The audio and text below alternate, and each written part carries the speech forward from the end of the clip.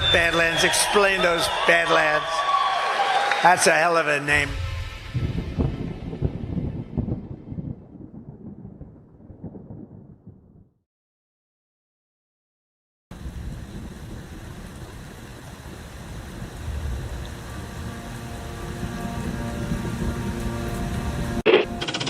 Mr. Vice President, I'm going off script again, I know, but I just want to personally thank you. We've been through some stuff. We've gone through some of the most complex military operations this country's ever conducted, and your steady hand and your leadership during those was a great source of strength for me. Thank you for your leadership.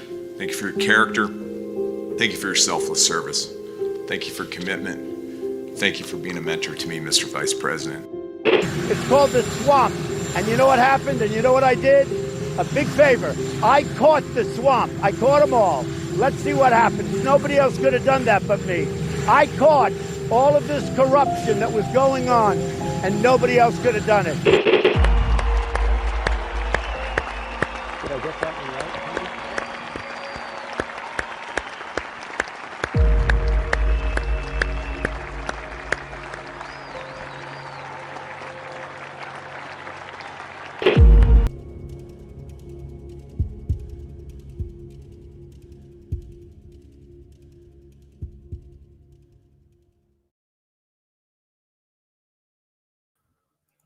Well, good evening, everybody, and welcome to another episode of the Saturday edition of the Devolution Power Hour. As always on Saturday, I am joined by Chris Paul. Chris, how are you doing, sir?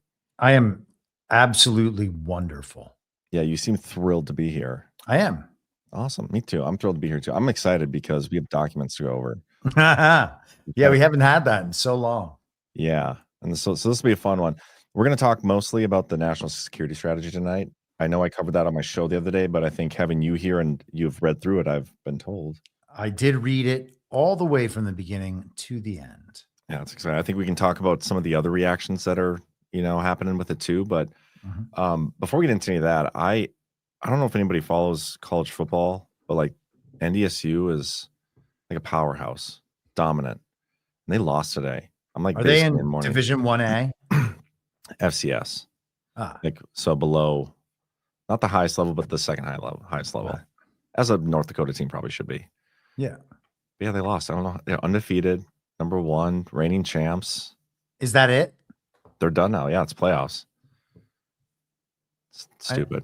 I know the feeling not from college. My college had a football team, but it was Division 3, so it was pointless. Oh, that is pointless. Yeah. Whatever. But yeah, I just want to throw that out there. Beat the Trolls to the punch. I know they lost. It sucks. Nothing I can do about it now. Wait till next year. Son was a little upset, but anyway, what else is going on in the news, man? Tim Pool got shot at or swatted or whatever. That was bully. Yeah, he is the latest in a long line of not quite assassination attempts from quote unquote right-wing podcasters. I'll know that I've made it, or at least somebody in Badlands has made it, when one of us gets the opportunity to fake a shooting at our houses. Yeah. So one of these days, maybe we'll be big enough to do that. That drama's really silly, though. That's like all the news there is, though, is just the soap opera conversations where reality show hosts talk about other reality show hosts. Yeah, it's dumb. And there's some geopolitical stuff going on, but we haven't really had any actual movement. It's just the story. Something bad in Venezuela, we might attack them.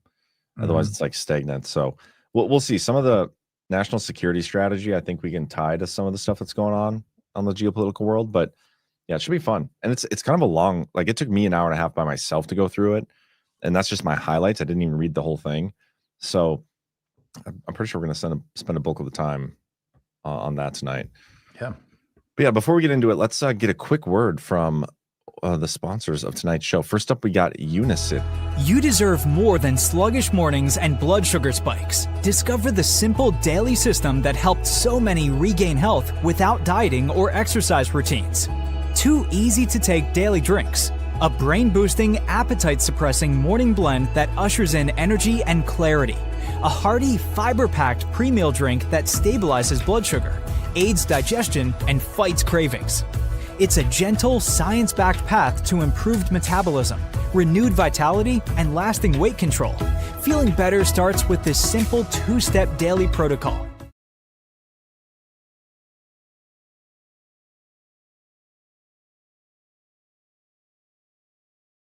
BadlandsHealth.com. I do love that the powder drink, the Unicity, or yerba mate or whatever. Yerba mate thing. Yeah, so good.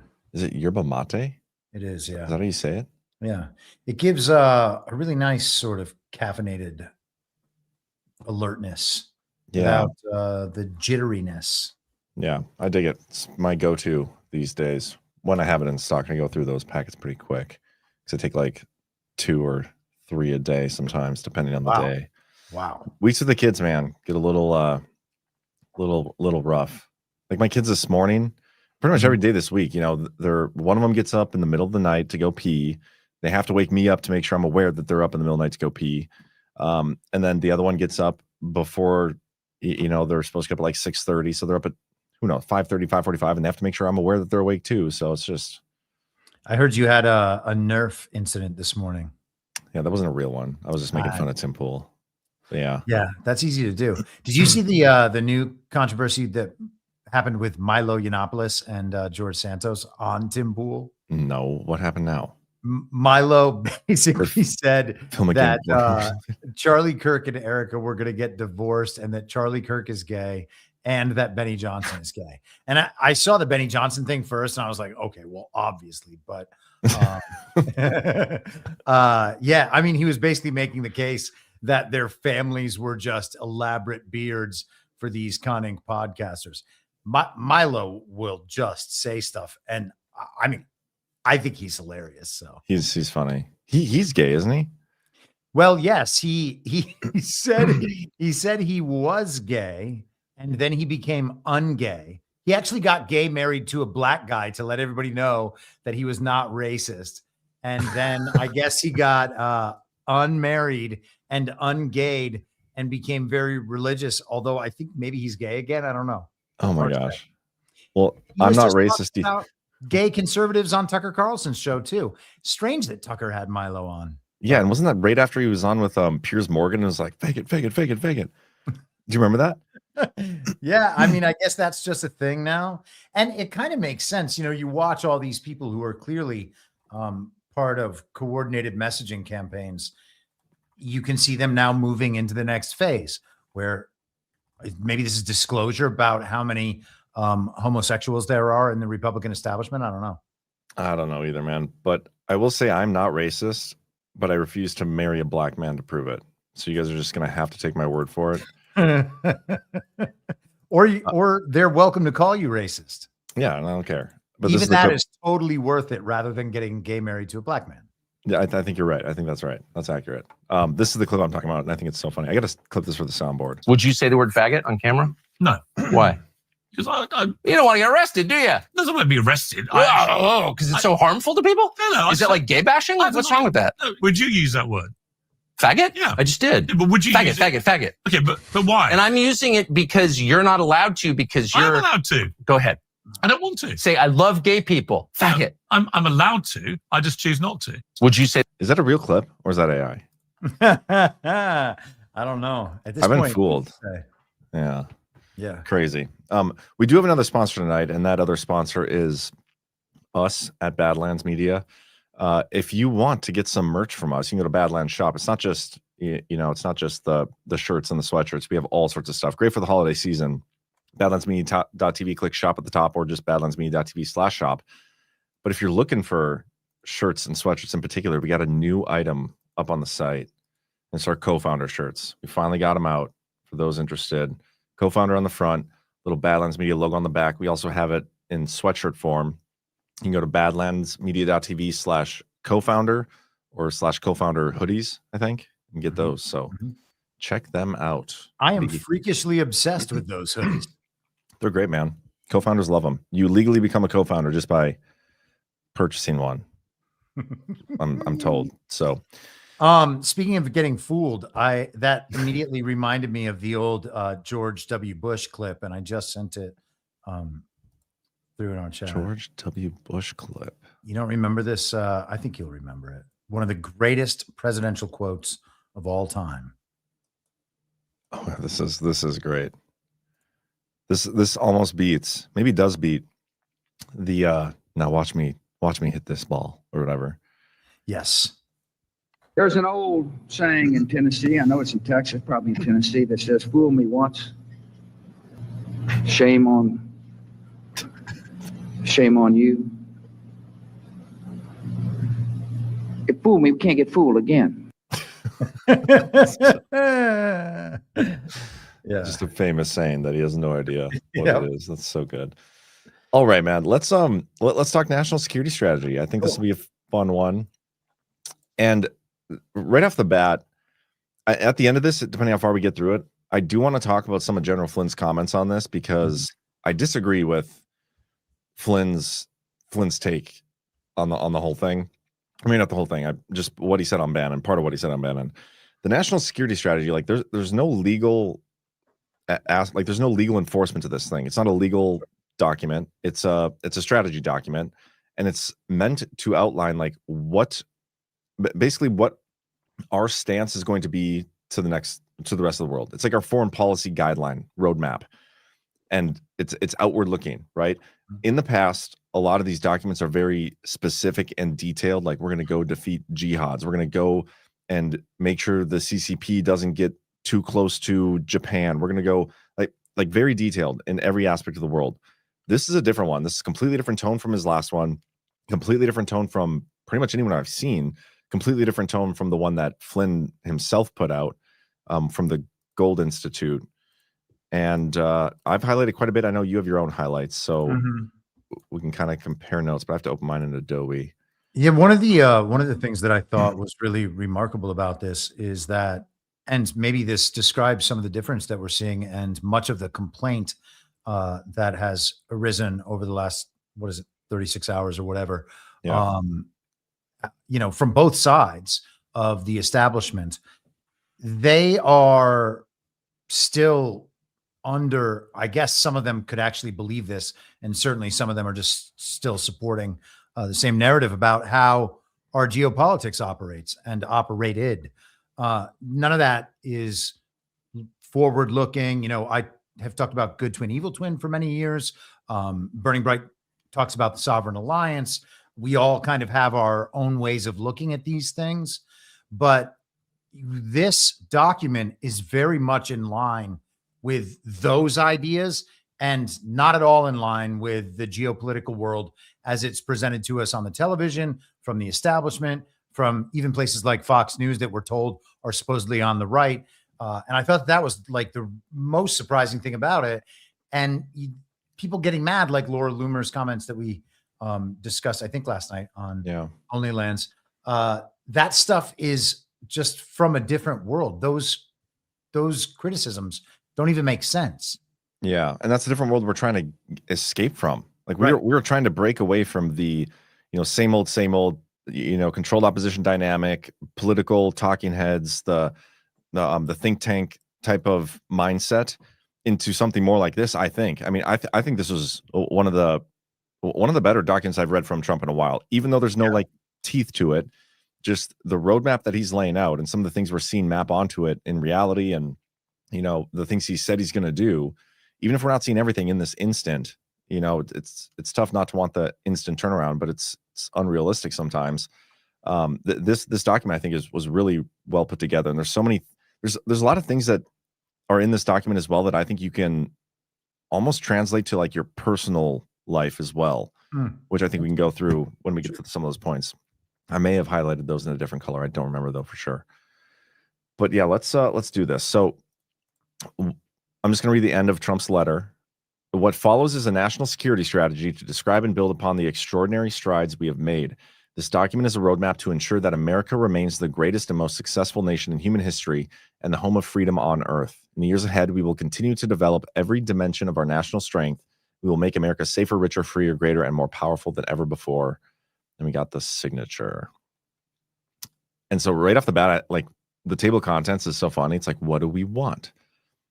How did things go bad? What do we want overall? What do we want? It's just like a wish list, like a Christmas wish list. But then you start reading it, and they're almost like defining their values like we did at GART, which I thought was interesting. Yeah. And defining the world as it's changing. Yeah. He is, in my mind, again, I mean, he's done this a number of times now, since the first term, but announcing the end of the, one world, liberal, international, rules-based order. Yeah. And he also called, like, I love how he calls out Europe in this and some of these other countries. And I think I'll save it till we get there. Okay. The NATO stuff, because I think it's so good. A strategy, if there's anything that you wanted to talk about that you highlighted, I didn't, just stop me as I'm reading through this. Mm-hmm. Strategy must evaluate, sort, and prioritize. Not every country, region, issue, or cause, however worthy, can be the focus of American strategy. The purpose of foreign policy is the protection of the core national interests. That is the sole focus of this strategy. American strategies since the end of the Cold War have fallen short.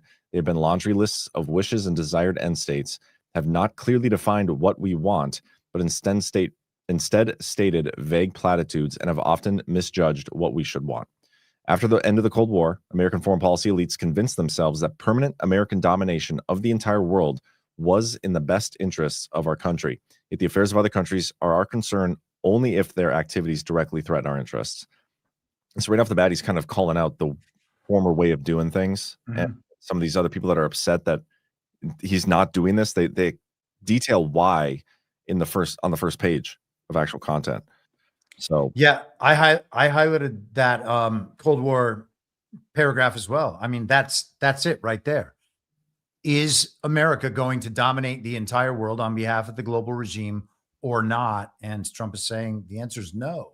And, if you are a supporter of the regime, the establishment on any side, the version of free trade that has been pitched to us by Republicans and libertarians throughout our lives, the permanent military state, all of these things. If you are a supporter of those things, this document is devastating. Yeah. Oh, absolutely. And yet they're publicly complaining about it. Yep. Even so, our elites badly miscalculated America's willingness to shoulder forever global burdens to which the American people saw no connection to the national interest.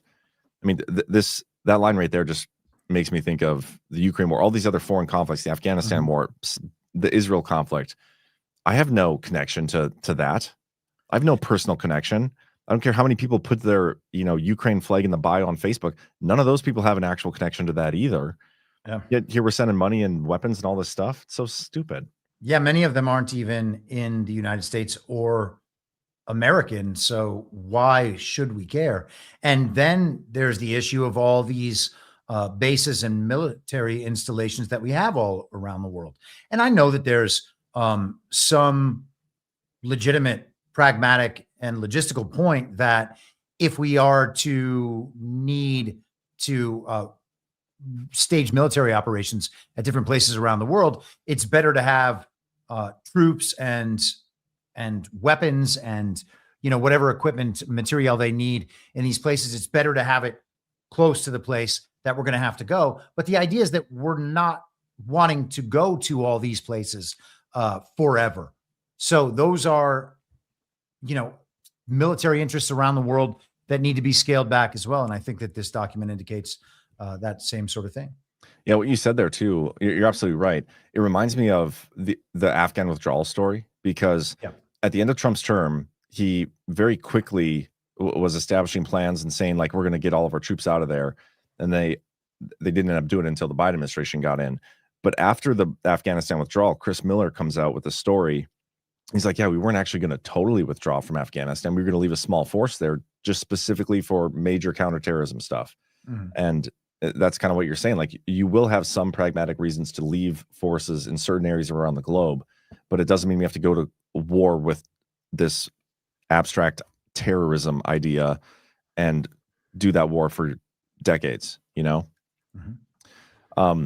They overestimated America's ability to fund simultaneously a massive welfare, regulatory, administrative state alongside a massive military, diplomatic, intelligence, and foreign aid complex.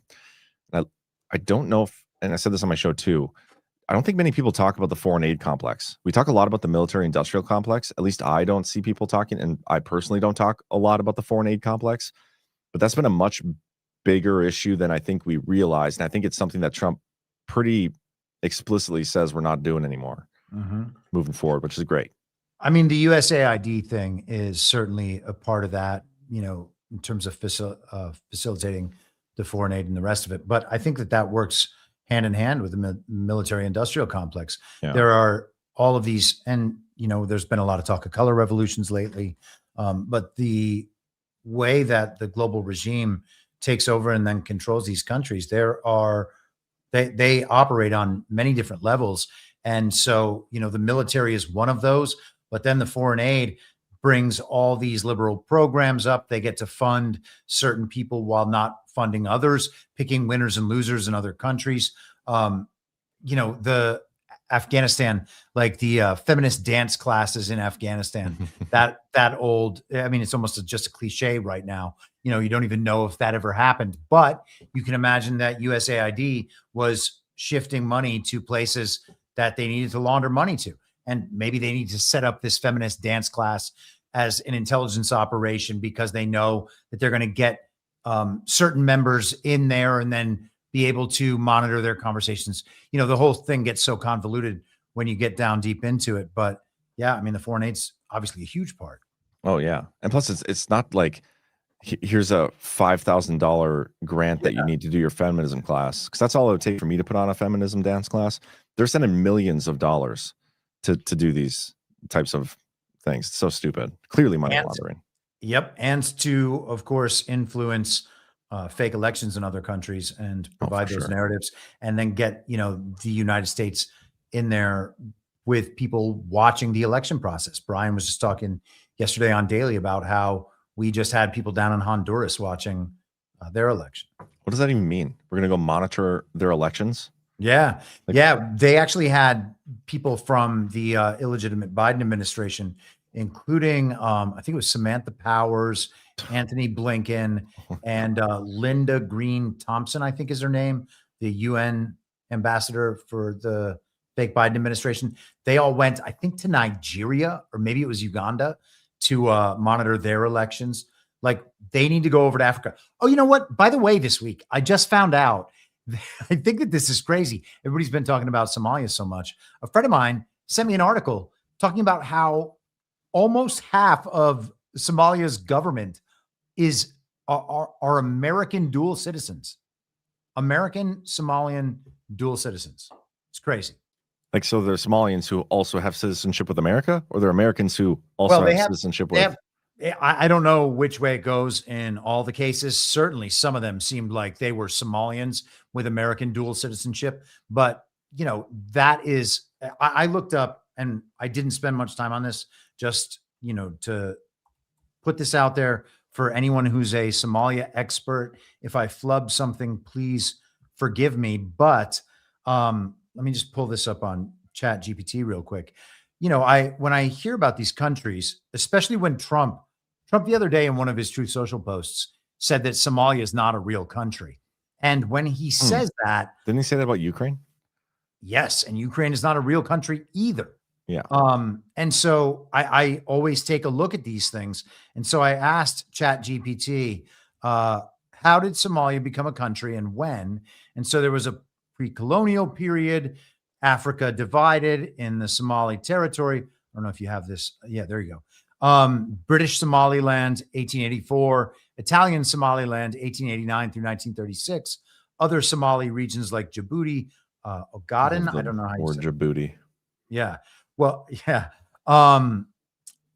Little known facts to the kind of punk and emo and post-hardcore and progressive, like rock metal people out there. Coheed and Cambria's first name was Djibouti, which is like the same. Yeah. That's right. Yeah. I used to listen to them. They're a little too screamo for me, probably, but I love those guys. Good stuff. Yeah, they were like friends of mine from before they got famous. Oh, no way.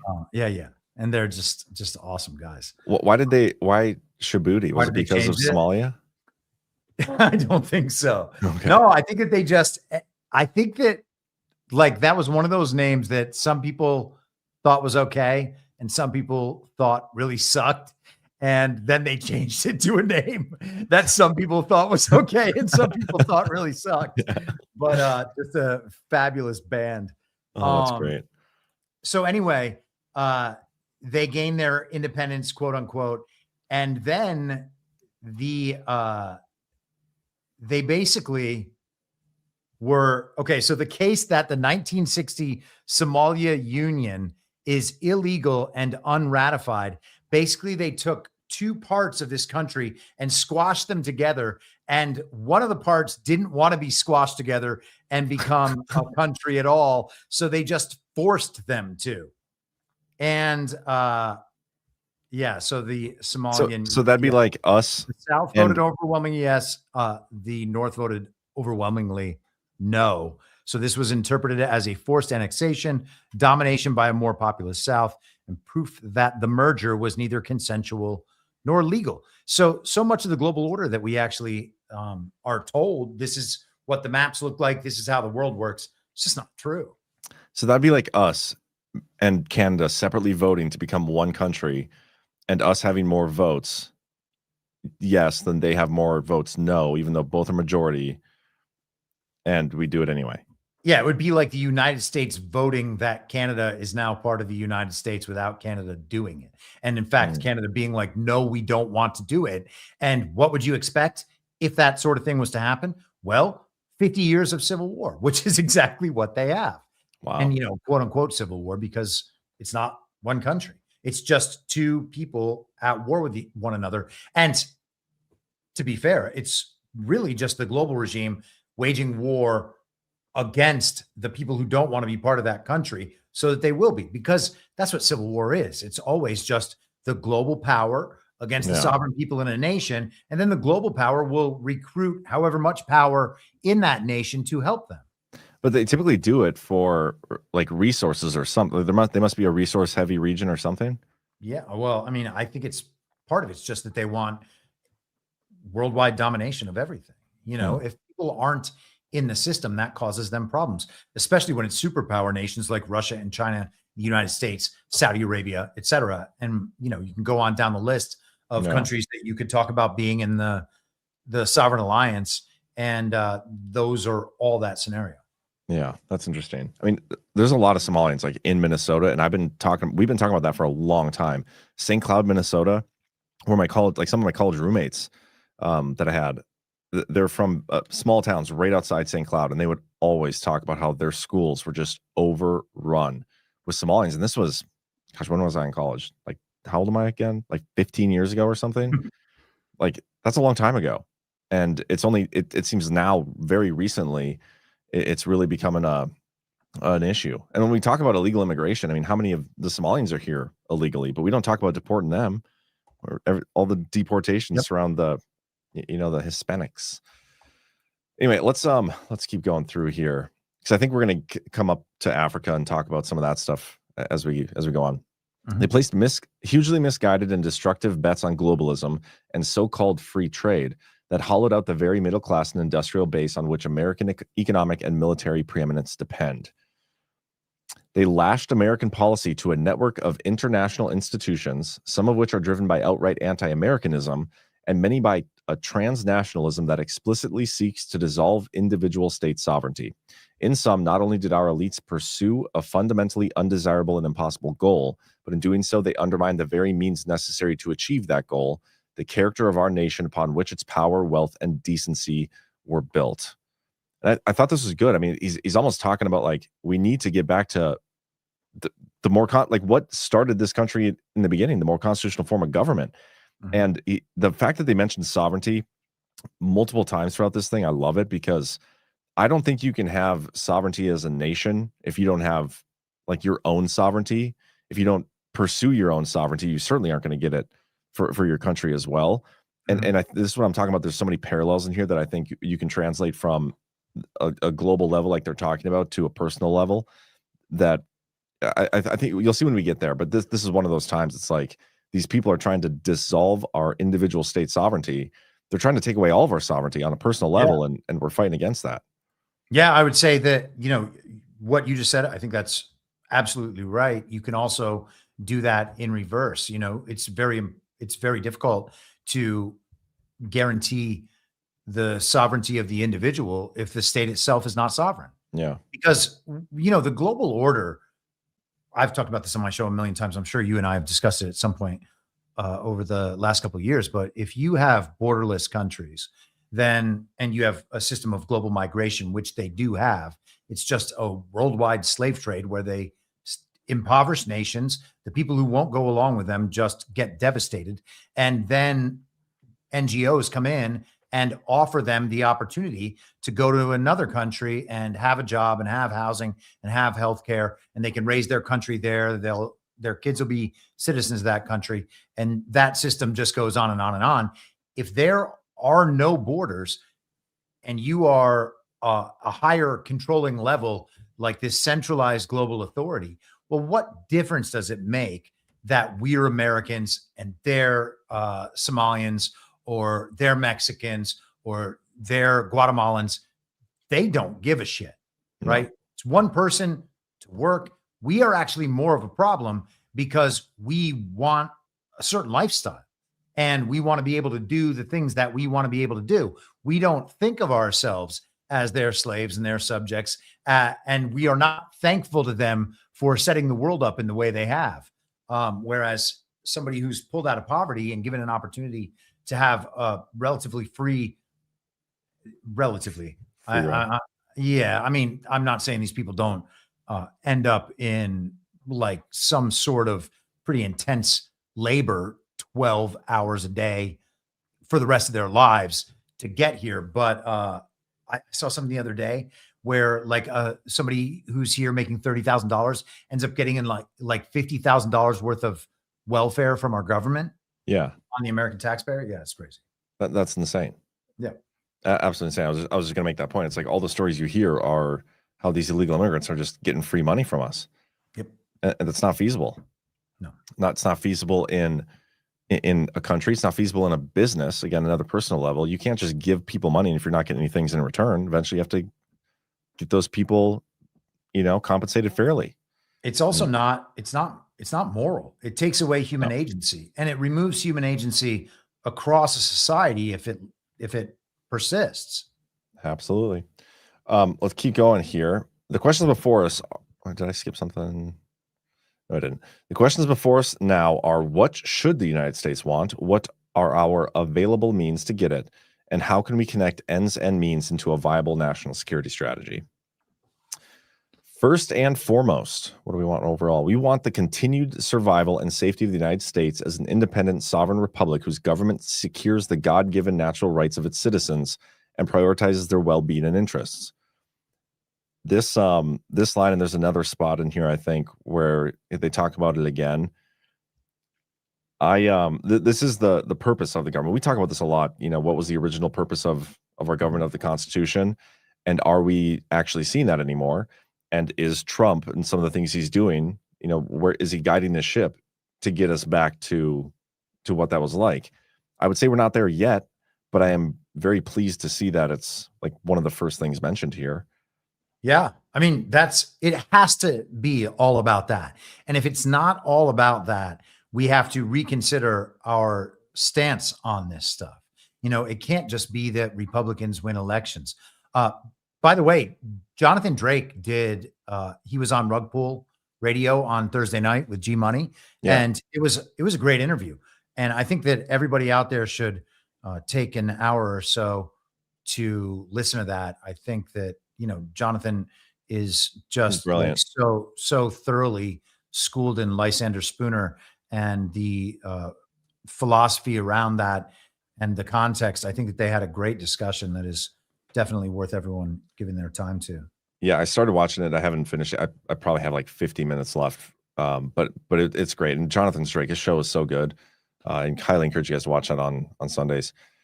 We want to protect this country, its people, its territory, its economy, and its way of life from military attack and hostile foreign influence. Whether espionage, predatory trade practices, drug and human trafficking, destructive propaganda and influence operations, cultural subversion, or any other threat to our nation.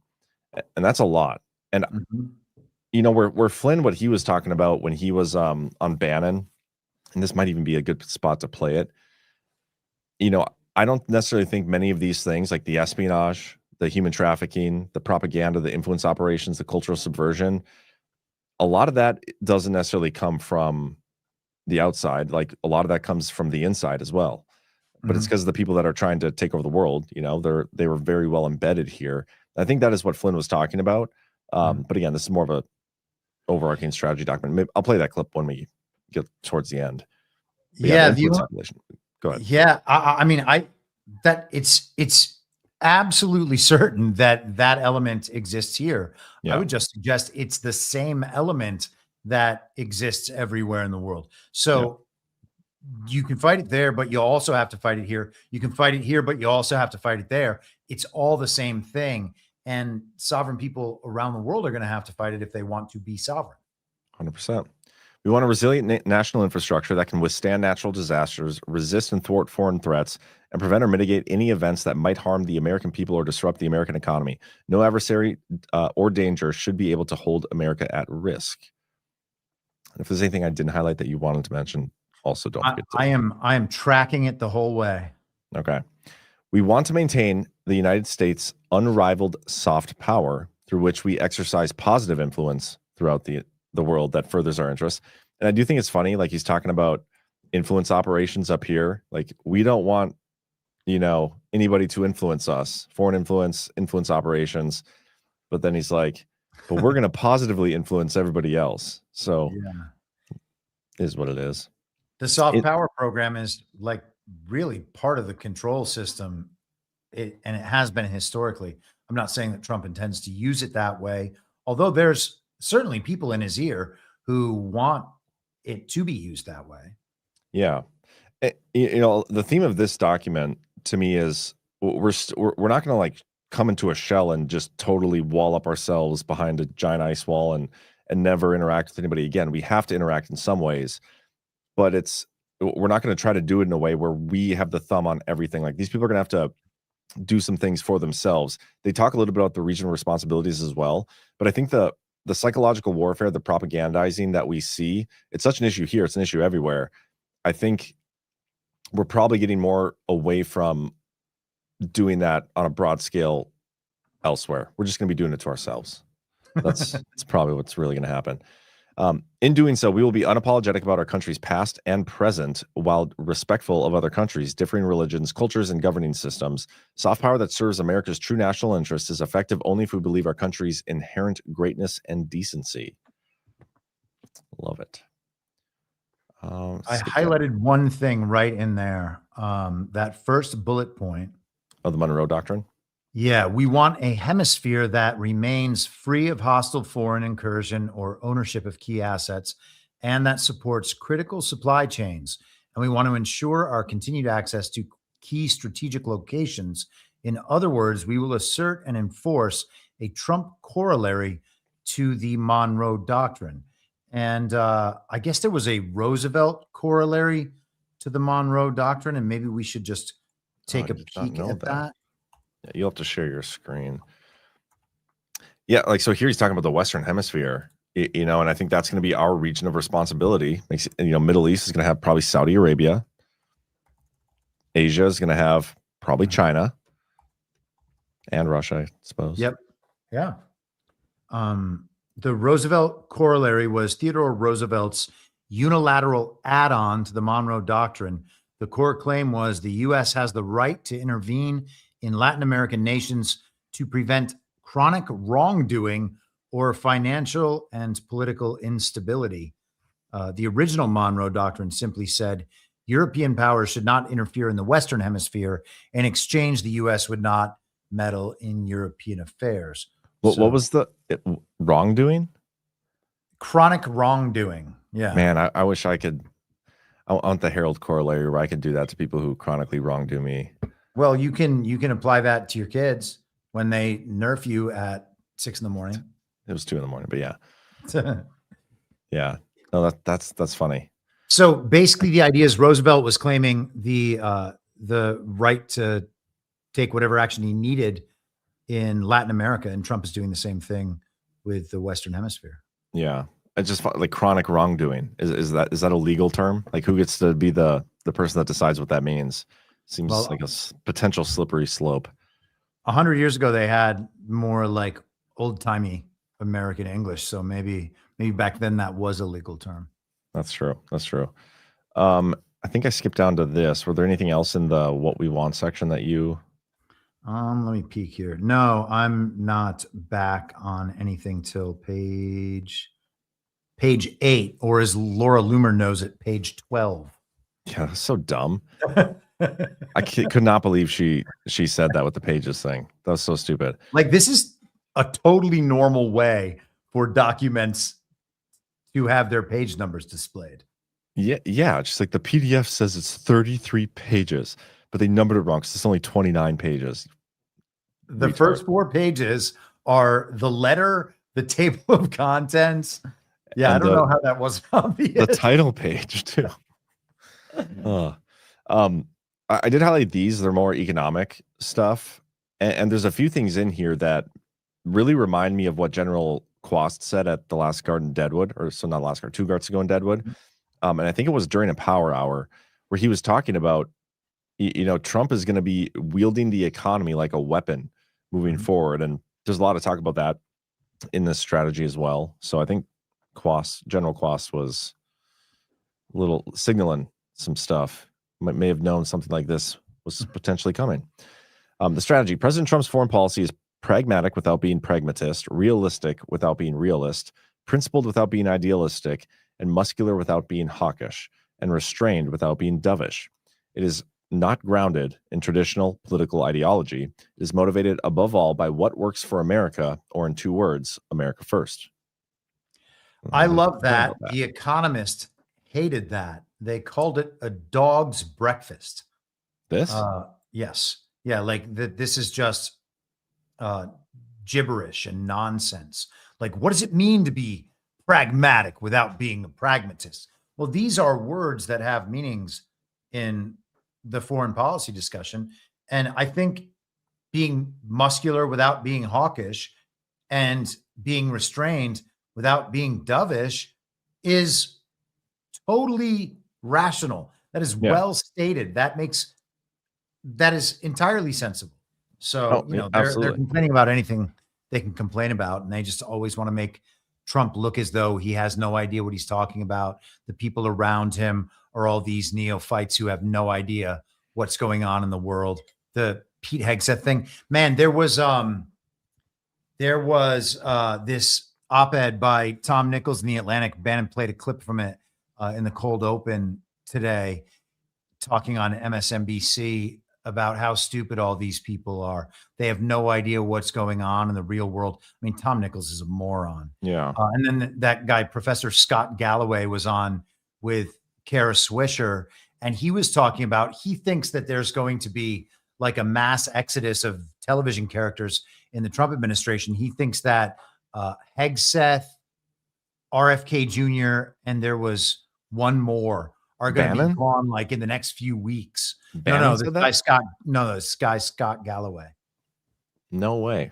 Yeah. I mean, who knows if that's true, but yeah, I don't buy it. I mean, I can't I think twice now in the first, 10 months of this administration, I've gotten messages from 2 separate people who, one of them I was like, yeah, the person you're getting that from is for sure a shill. The other person that I heard it from was somebody I trusted and I think would have good information, but they were like, yeah, Cash and Dan Bongino are on the way out. Like, it's any day now. They're gone. Mm-hmm. And I don't know if they wanted me to like run with that story or what, but I didn't say a word. It's one of them for sure. The other one, I didn't know what they were just kind of like giving a heads up, but neither of them happened. This was like months ago. So these stories circulate. You wonder where they're coming from and why they're coming out. Like, what are they trying to do by constantly seeding these stories of like, oh yeah, these people are on the way out. Trump's totally fed up this time. Yeah. I mean, I think it's a good test if it's coming from the inside. And I think it probably is, that they're feeding different media sources disinformation and seeing if they'll go with it just based on the source. I mean, I got told from a friend of mine who I think is pretty well sourced as well, a number of times in 2022 that Donald Trump was going to be announcing that he was going to run again for president. And I was just like, this is so silly. Mhm. Like, why do I care about? And it was like, he's going to announce at his July 4th speech in 2022. And I was like, this doesn't make any sense. And of course, you know, we did have to have another fake campaign and another fake election in the fall of 2022. But that was 4 months later that he announced. So And you know who did take the bait on that though? Like 4 times was Benny Johnson. He's like, Trump, there you go. Breaking news, Trump announcing, you know, his 2024 campaign. He Yeah. did that for months before he actually made the announcement. He fell for it every time. And I mean, that's the sort of thing that makes you think that that is an intentional disinformation operation to see who bites. Yeah, it's a great point. Definitely a great point. So I don't bite. Stop trying to feed me fake stories. Yeah, we'll never bite. Never bite. Because I don't care about like authoritative sources. Like the fact that you know somebody who knows somebody in the government is meaningless to me. 100%. Yeah. They knew him before the government, though. Yeah. I don't care if they are even. I don't care if they're in the government. If Pete Think higher of me, called Chris. me and told me that something was going on, I wouldn't believe him either. If who called you? Pete Hegseth. Oh, But- if but Pete any Hegseth, of them. if any of them called, if the people themselves called you, I'd be like, why the fuck are you calling me? Yeah. I would trust it even less. I just Yeah. want you to put me on a pedestal, Chris, please. I have sources, Yeah. inside sources. President Trump has proven that American foreign defense and intelligence policies must be driven by the following basic principles. Focused definition of the national interest. And this is what I was talking about before, where you like define your values. And this is what we did at Badlands before our last GART. And it was so good. Just getting the team together and talking about some of this stuff and you know, the collaboration and whatnot was awesome, but really narrowing down what it is that we want, why we're here, what words define us. The same thing needs to be done with our country. And especially with our national defense, which is what he's doing here. To focus on everything is to focus on nothing. America's core national security interests shall be our focus, as they should be. Makes total sense.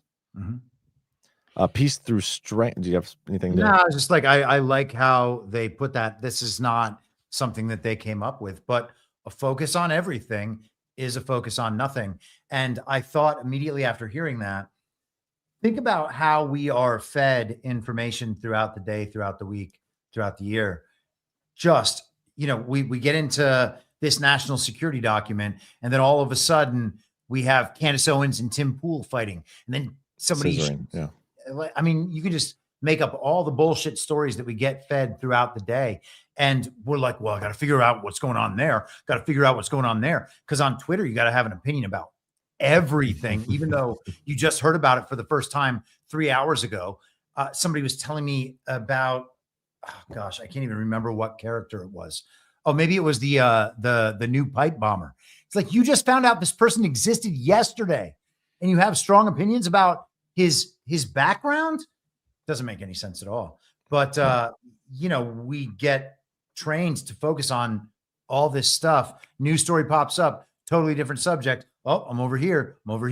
And you know, it's the squirrel thing, but that's what our information environment is like. Oh, it's so true. That's such a good metaphor. We're dogs in the backyard and there are 100,000 squirrels everywhere. And you're just constantly chasing the new squirrel every time you see one. The enemy has a squirrel cannon and they just launch squirrels into the yard. And then they never leave the yard. Yeah. Every time you think you've caught one of the squirrels, they like shoot a few more in. Oh, that's so good. We need I love squirrels. I think that they are just so entertaining to watch. I mean, they're entertaining. I don't know if I'd say I love them. I don't know them personally. Did you ever see? I really enjoy watching them. Did you ever see the movie Zodiac? Because the guy they suspected to be the killer had squirrels all over his trailer, so he loved squirrels too. Maybe I'm the Zodiac killer. You are from California, aren't you? I think no. I think that Ted Cruz. You lived in California for a time. Ted Cruz the Zodiac killer, or his dad, or something? I don't remember. It was some guy who, I don't know. The movie definitely names the guy, but he died before he could be charged. Or, I don't know. It's a good movie though. Peace through strength. Strength is the best deterrent. I'm not gonna read the whole thing. I mean, he's talked about this so many times, and this comes to the, was it muscular without being hawkish type thing? Yes. Yep. So peace through strength. Predisposition to non-interventionism. And I would say this is this is one of the bigger mindset changes, I think, and probably the hardest for the globalists and the elites in the previous administration and the think tankers. This is going to be the hardest one for them to grasp because they all make their money and profit off the interventionism. And so taking that away is taking away almost an entire industry from these douchebags.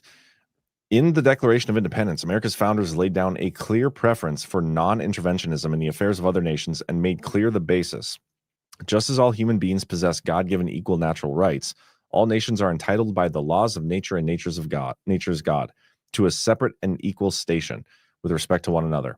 For a country whose interests are as numerous and diverse as ours, rigid adherence to non-interventionism is not possible. Yet this predisposition should set a high bar for what constitutes a justified intervention. So, even for a period, myself included, I'd be like, I don't want to do anything outside of these borders until we get things fixed. And I still that's the principle I believe in, but I do understand what he's kind of saying here. It's like, pull it up. It's not on the screen. Oh, Sorry. dang it. But that was on the screen the whole time? Nope, but it's all good. For a country whose interests are as numerous and as diverse as ours, rigid adherence to non-interventionism is not possible. And so he's basically saying there are going to be situations where we will have to get in the mud and do things. Maybe not directly. Maybe we're just negotiating peace with Ukraine and Russia, or negotiating peace 7 other times with the other countries he's doing it with. It's not exclusively just we're only worrying about America stuff. But this is definitely a mindset change from previous administrations. I think the realism point, like the state of the world right now, does make non-interventionism impossible. Yeah. I think it's a good goal to have, though, like that we would like to be moving away from that. I think it's interesting. He's talking about the God-given natural rights, and that nations have then the same kind of collective natural rights that the people would have. Like, we can't just gang up with a bunch of countries and go in and like tag team South Africa or something, the French, the English, the Dutch, etc., spent centuries going around the world and taking all the resources out of these countries. And so I think that this, again, is a philosophical contradiction to everything that the global regime, every way that they have operated now for centuries. Yeah, you're absolutely right. That's a good one. Flexible realism. U.S. policy will be realistic about what is possible and desirable to seek in its dealings with other nations. Primacy of nations. The world works best when nations prioritize their interests. The United States will put our own interests first, and in our relations with other nations, encourage them to prioritize their own interests as well. I love this because this is exactly what Trump said at his UN speech back in 2017. And I don't know if I have that clip up. I do. I'm going to play this quick. Again, this is 2017 or 2018 that he said this to the UN. In America, we do not seek to impose our way of life on anyone, but rather to let it shine as an example for everyone to watch. I was elected not to take power, but to give power to the American people where it belongs. In foreign affairs, we are renewing this founding principle of sovereignty. As President of the United States, I will always put America first. Just like you, as the leaders of your countries, will always and should always put your countries first. The entire world understands that the good people of Iran want change. And other than the vast military... We'll stop there. You get the idea. He said this before, and now he's putting it into the strategy document. I think it's great. We stand for the sovereign rights of nations against the sovereignty-sapping incursions of the most intrusive transnational organizations. And by the way, every time he says transnational in this document, transnational organizations, I think of transnational criminal organizations, which I wrote about in my part 20. Yeah. And for reforming those institutions so that they assist rather than hinder individual sovereignty and further American interests. This is a great section. Yeah, the transnational organizations thing, I think that it's totally valid to put transnational criminal organizations, because all of the transnational organizations are part of the same system, and that system is a transnational criminal organization. So you can't really extract the criminal out of it. 100% right. And I go back to what Trump did to Obama's executive order on transnational criminal organizations. He changed the definition of what it meant to be one. And it used to be two foreign countries like doing foreign or crimes together or whatever. He changed it to one foreign country and the United States. So he completely changed the definition to include people here, which is where some of this stuff I think could eventually come back and root out some of the issues in our country as well. Because clearly, if you're talking about all this stuff in another country, you're going to have to at some point deal with it here as well, as you alluded to at the beginning of the show. Sovereignty and respect. The United States will unapologetically protect our own sovereignty. This includes preventing its erosion by transnational and international organizations, attempts by foreign powers or entities to censor our discourse or curtail our citizens' free speech rights, lobbying and influence operations that seek to steer our policies or involve us in foreign conflicts, and the cynical manipulation of our immigration system to build up voting blocs loyal to foreign interests within our country. I think this is the Israel section, if I'm not mistaken, because aren't they the ones who our own politicians are trying to criminalize things that are anti-Semitic? We have lobbyist groups, AIPAC, influence operations, $7,000 a month for social media people, steering our policies. They involve us in foreign conflicts, trying to get us involved in the Iran situation, all that. I mean, like everything you listen to here is the Jews. I mean, it's not just them, but it's, you know, a little Jewish. Yeah, I mean, that's definitely the most obvious one there. But again, the global regime is a foreign power. And for most of our lives, it's been a foreign occupation in the United States. And we can hope that Donald Trump is reversing that. But I mean, I would bet, I haven't looked at the chat, but I would bet a lot of people in there probably like, wait a second, Donald Trump's going after anti-Semitism and doing all these things too. And so, and it's not I don't think that's true. I still think I go back to a discussion I think it was on this show, or I don't remember what show. I think it was a Power Hour though, but we've never had people talking about this issue more than they are now. And I think that's designed, like Trump, the way Trump is handling the situation has more people aware of the problem. And I think that's a good thing. That's what he does with a lot of this. I'm 100% on board with you. And I think that is a totally appropriate response. And I think it's a conclusive response. But I mean, Trump has been out there pretty forward about wanting to do away with anti-Semitism. I mean, he signed executive orders and the rest of it. So there, you know, we're talking about kind of different layers here, but there's not nothing to it. Yeah, no, I agree with you. The United States cannot allow any nation to become so dominant that it could threaten our interests. We will work with allies and partners to maintain global and regional balances of power to prevent the emergence of dominant adversaries. As the United States rejects the ill-fated concept of global domination for itself, we must prevent the global and in some cases even regional domination of others. I think this is very interesting because I think there are a lot of people in our own country that don't like the idea of us not globally dominating everybody, you know? And so him like stating this is pretty based, I think. This does not mean wasting blood and treasure to curtail the influence of all the world's great and middle powers. The outsized influence of larger, richer, and stronger nations is a timeless truth of international relations. This reality sometimes entails working with partners to thwart ambitions that threaten our joint interests. Regions of responsibility. I don't remember who it was that came up with that. Was it? I don't want to give Bernie Bright credit. I don't know if I want to give Ghost credit either. Yeah, I don't know. Do you want to take credit?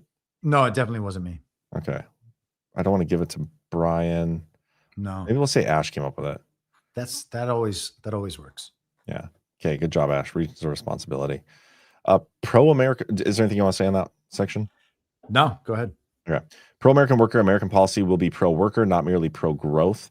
And will prioritize our own workers. I think it's pretty obvious. Just wanted to highlight that because, you know, you get rid of all these illegal immigrants and start giving like maybe your own veterans some jobs and your own citizens jobs. Get rid of the welfare state.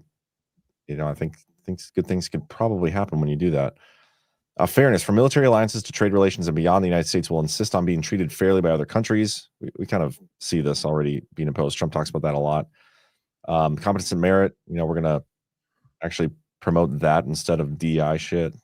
Right I there. actually highlighted the end of that section. At the same time, we cannot allow meritocracy to be used as a justification to open America's labor market to the world in the name of finding global Oh, I forgot talent about that I had that undercuts highlighted too. American workers. In our every principle in action, America and Americans must always come first. And this is kind of a shot across the bow to all the H-1B people who were on that side of the issue. What was it? Gosh, that was Christmas 2 weeks last ago. year, wasn't it? Well, that was the first time, but then Yeah, everybody freaked out just a couple weeks ago when Trump basically said the opposite of this right here. yeah. I had this highlighted at one point, but I forgot. But yeah, that's so true. He's taking a shot across the bow to himself for what he said like 3 weeks ago.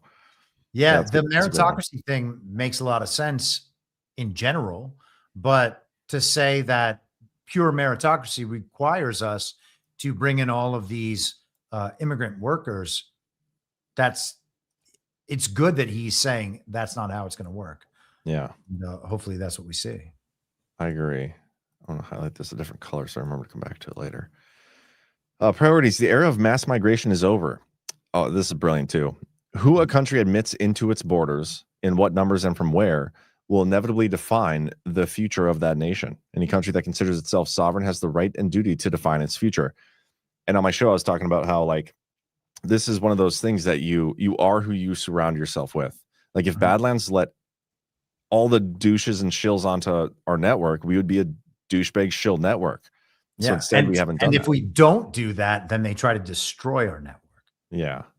But we're still not the douche shill network, even if they're trying to destroy us. That's the point here. But this is absolutely on point. You are who you surround yourself with. You are what your record says you are. Well, no, because the Vikings are like the best team in the league this year, and the record does not reflect that. So I don't agree with that. By the way, how's Aaron Rodgers' hand? I have no idea. Oh, you don't follow it that closely? I mean, how closely are you going to follow it? Watching the Steelers is absolutely awful. It's got to be better than watching the Vikings. It really doesn't, man.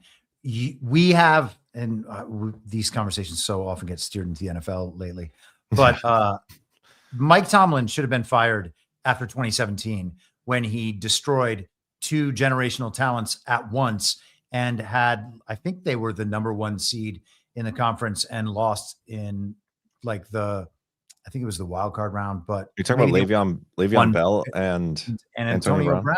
Yeah, it was unbelievable how good they were that year. And blew it that year. He's won 0 playoff games. I think it's 0 playoff games in like 10 years. Yeah. Or 8 years, 9 years, whatever it is. It's well, crazy. maybe if the owners of the Steelers would read this document and learn about competence and merit-based. The father of the current Steelers owner, the Steelers have been in the same family for almost 100 years. I think the franchise started in 1933 or something. But he was the ambassador to Ireland for Barack Obama. And he started the Rooney Rule, which is the rule that each NFL team has to interview every time a head coaching opportunity comes open, they have to interview a black candidate for that job. Mike Tomlin was the first one. He has been there for 18 years. He absolutely sucks.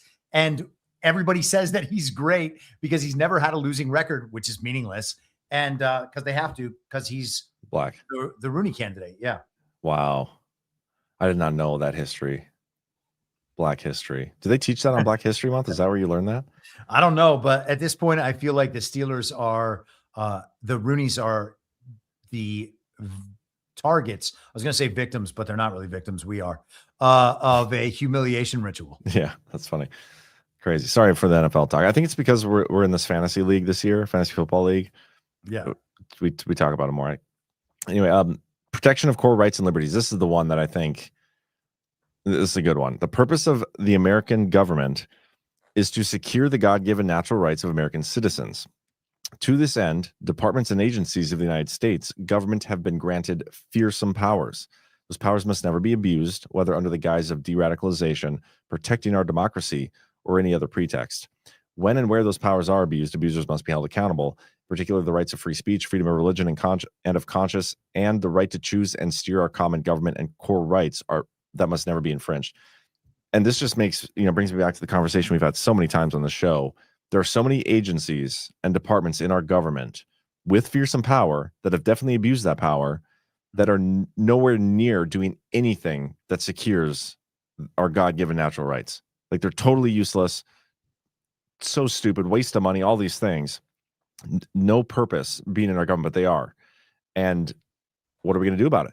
Like, they're saying right here, that's what they're for. If we have agencies that aren't doing this, we got to get rid of them. Yes. And I actually had the last sentence there in that section highlighted as well. We will oppose elite-driven, anti-democratic restrictions on core liberties in Europe, the Anglosphere, and the rest of the democratic world, especially among our allies. And what we have is a program that makes people loyal subjects to the state.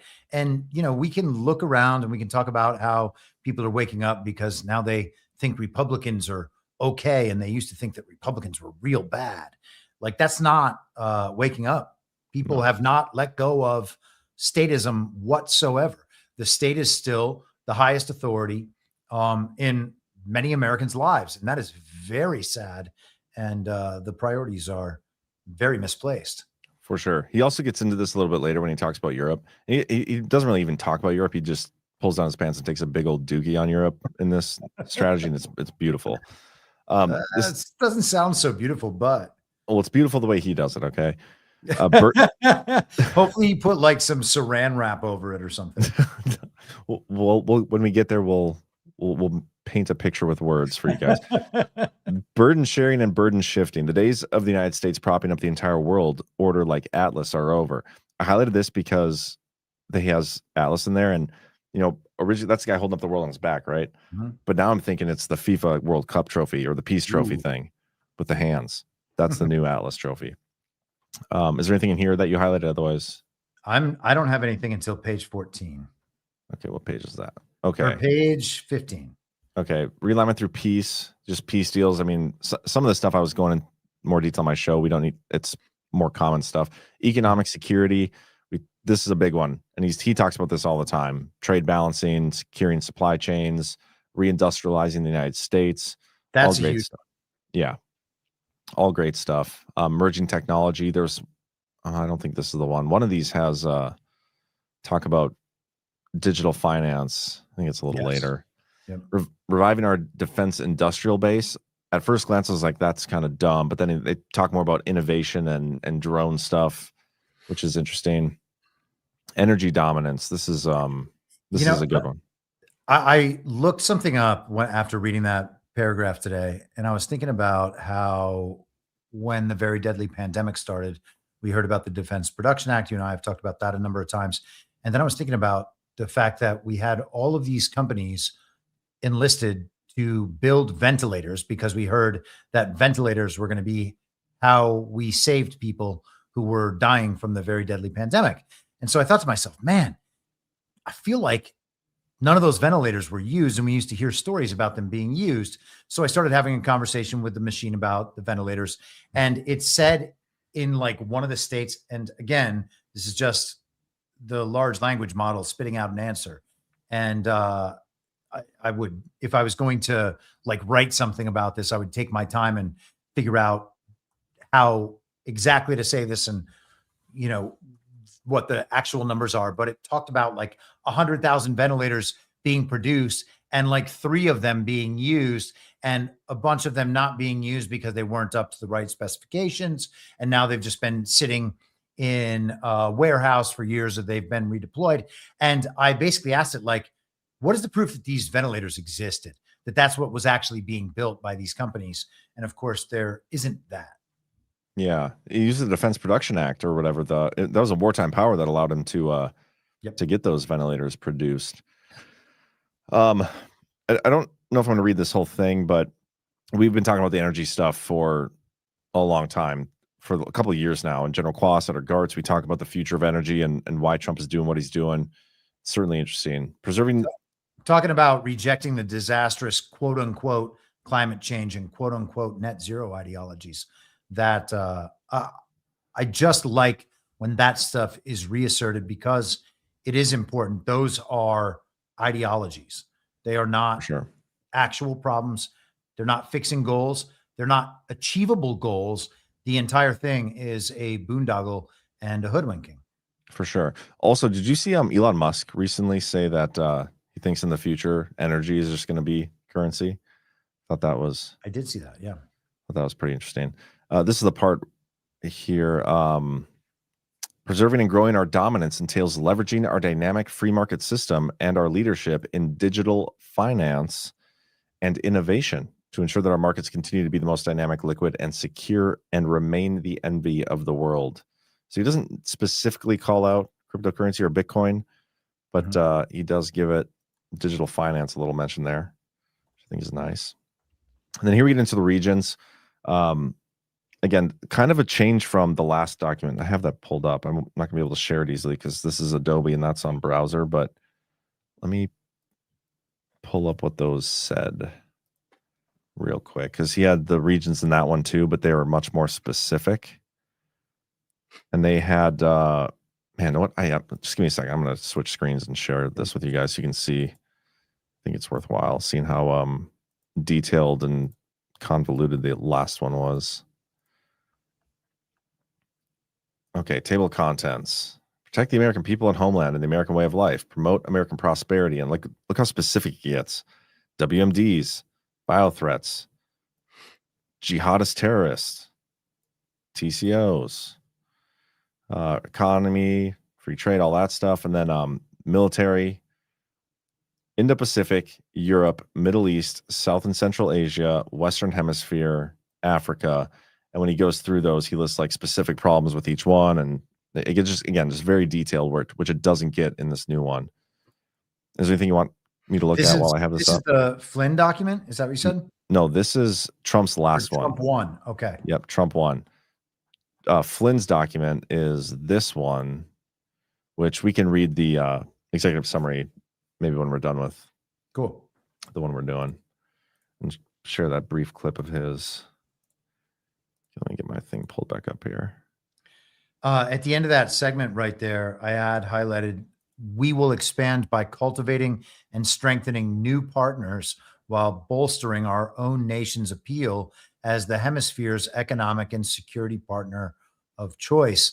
And so, if we're cultivating and strengthening new partners, well, who are our hemispheric partners? And prior to this latest Trump phase, Canada, I guess, was our global alliance ally at that point under the, liberal international rules-based order. Canada, Mexico, it was just basically North America. It wasn't these South American nations. And now people think that Maduro is going to be chased off and exiled. And as we've been saying for a couple of months, it's totally possible that we're going to be told that happened. The Assad model is something that we've talked about for a while. But yeah, you've been saying that doesn't happen. Yeah. But assuming that doesn't happen, you could see a path where Venezuela would be a new partner for the United States. In the Biden term, we were hearing about Joe Biden potentially purchasing oil from Venezuela when he couldn't get oil from the Middle East. And so, after shutting down our own oil production. Right, exactly. So, this is a country that's always been presented to us as a pariah state and an adversary, but it doesn't seem like it's going to stay that way. And we can hear all the reports about Maduro being ousted, but he certainly doesn't seem to think he's going to be. And China and Russia and Iran and the other superpower allies of Venezuela don't seem like they want it to happen either. Yeah, one of the interesting things about this document is the BRICS nations and the sovereign alliance that we've been talking about for a long time. They do not specifically get called out as enemies in this strategy like they have in the past. Instead, the one that Trump calls out as an enemy essentially is Europe, which I think is it's great. And this is what everybody's freaking out about, is like, why did we not list all these people that we've traditionally been told are our enemies? Why did you not call them out? And instead you called out the people that are supposed to be our allies. Well, you know what? Maybe the future flips things. Mm-hmm. We'll get there in a little bit. You talked about this. I'll skip through. The United States will prioritize commercial diplomacy to strengthen our own economy and industries using tariffs and reciprocal trade agreements as powerful tools. Again, what General Quas said at GART. Weapons. I think that's great. I actually wanted to hit a couple things just above that. One more under the enlist. He said, we will reward and encourage the region's governments, political parties, and movements broadly aligned with our principles and strategy, but we must not overlook governments with different outlooks with whom we nonetheless share interests and who want to work with us. And this is one of those things that throughout our entire life, or our entire lives, we have heard that these nations, if they want to work with us, they have to, do this and that for the climate, or implement what we now call woke ideologies and the rest of it. And he's saying that if other countries want to live in different ways, that's not going to prevent us from working with them. And it's so strange that we take seriously any argument against that as though it's serious and mature. That is only a leverage play if you are the controlling interest in a global domination scheme, right? You have the leverage to make them do what you want them to do. Trump has similar leverage, but he's not going to use the leverage that way. He's saying, we're going to allow these countries to operate as sovereign nations, and their different ideology is not going to prevent us from working with them. And I think that's an important divergence, I should say, from where we used to be. So do you think what's going on in Venezuela then is like Trump is almost in a way protecting Maduro to allow him to run it as a sovereign country? I hope that's the case. I don't know that that's the case. Who's to say how these things are going to ultimately end up? The people who believe that Maduro is a bad guy believe it on the basis that he is labeled a communist and that his country has been destroyed economically, and that he's a brutal dictator who hasn't won an election. Well, there's no evidence that the election was stolen last year, except for the fact that all elections are fake, and that's not how power is turned over. So, of course, Maduro wasn't going anywhere. The idea that he stole his election to remain in power is preposterous. The idea that he impoverished the nation based on his scheme of governance is similarly ridiculous. The nation, to the extent that it was impoverished by the global banking regime. Yeah. That's how nations become impoverished. It's not because he has a different governing ideology than our perfect American capitalism. There are communist, I'm not going to go so far as to say America is a thoroughly communist country, but there's an argument to be made that it is. Oh, yeah. California is a communist state, no question about it. I mean, the idea that we have this like perfect system here, and this is not a critique of the original Constitution, but the original Constitution is not in play in this country. And so we have a certain system here. The idea that that system is not the thing that we are supposed to fear is absolutely bonkers. Yeah, nailed it. I love that. I'm curious to see how the Venezuela thing plays out, because I don't know, a lot of people are just putting their hats in the ring on Maduro being the bad guy. And if it turns out that he's not and things play out completely different, I think that could be pretty eye-opening to a lot of people. It'd be a great way to wake the normies, Chris. I'm really excited for Maduro to wake the normies. Yeah. I mean, I hope that's how it comes out. But you think about how these things have progressed over the last couple of years. Yeah. And one of the big moments was last summer. I think it was late July when that fake election took place. And then Elon Musk just announced online, hey, Maduro has stolen this election and I'm going to get in a boxing match with him and I'm going to send him on my spaceship to Mars. Yeah. And all of the Con Inc. influencers and like attention farmers on X, formerly Twitter, were sending around these videos of people protesting and rioting after Maduro stole the election. They were like, look at this. The people are rising up against the communist dictator. It's like, no, you morons, you're advertising Black Lives Matter right now. And that is what they were doing. It's so funny. Fucking hate Twitter, man. But I can't quit it. Hold on. You can. I know I can. I also, by the way, like the more suitable Coast Guard and Navy presence to control sea lanes, to thwart illegal and other unwanted migration, to reduce human and drug trafficking, and to control key transit routes in a crisis. And all I could think about was like our ports and how we're told that like 95% of what gets brought into our ports is totally unchecked, and it can be really anything.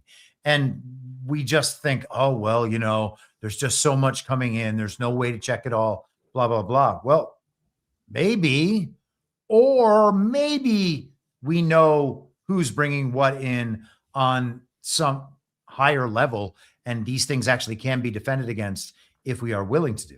Yeah.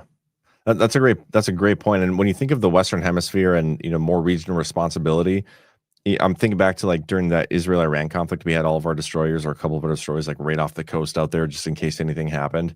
But now we brought them all home and we're focusing more on our homeland and shutting down immigration, or not immigration, but shooting the drug boats. The timing of that is not lost on me. As soon as we got done bombing Iran, we came home and started bombing drug ships. Right? Did that happened after, didn't it? The first drug bombing? It came after the Iran strike, didn't it? Yeah. I think the drug boat stuff just started happening like 2 months ago. And by the way, I have to do this because it's so much fun. Whenever we're talking about Maduro and we don't show Maduro doing dancing videos like Trump, we are making a big mistake, because Maduro is, I accidentally hit play. And so now it's playing in my, this is terrible. I can hear it. There we go.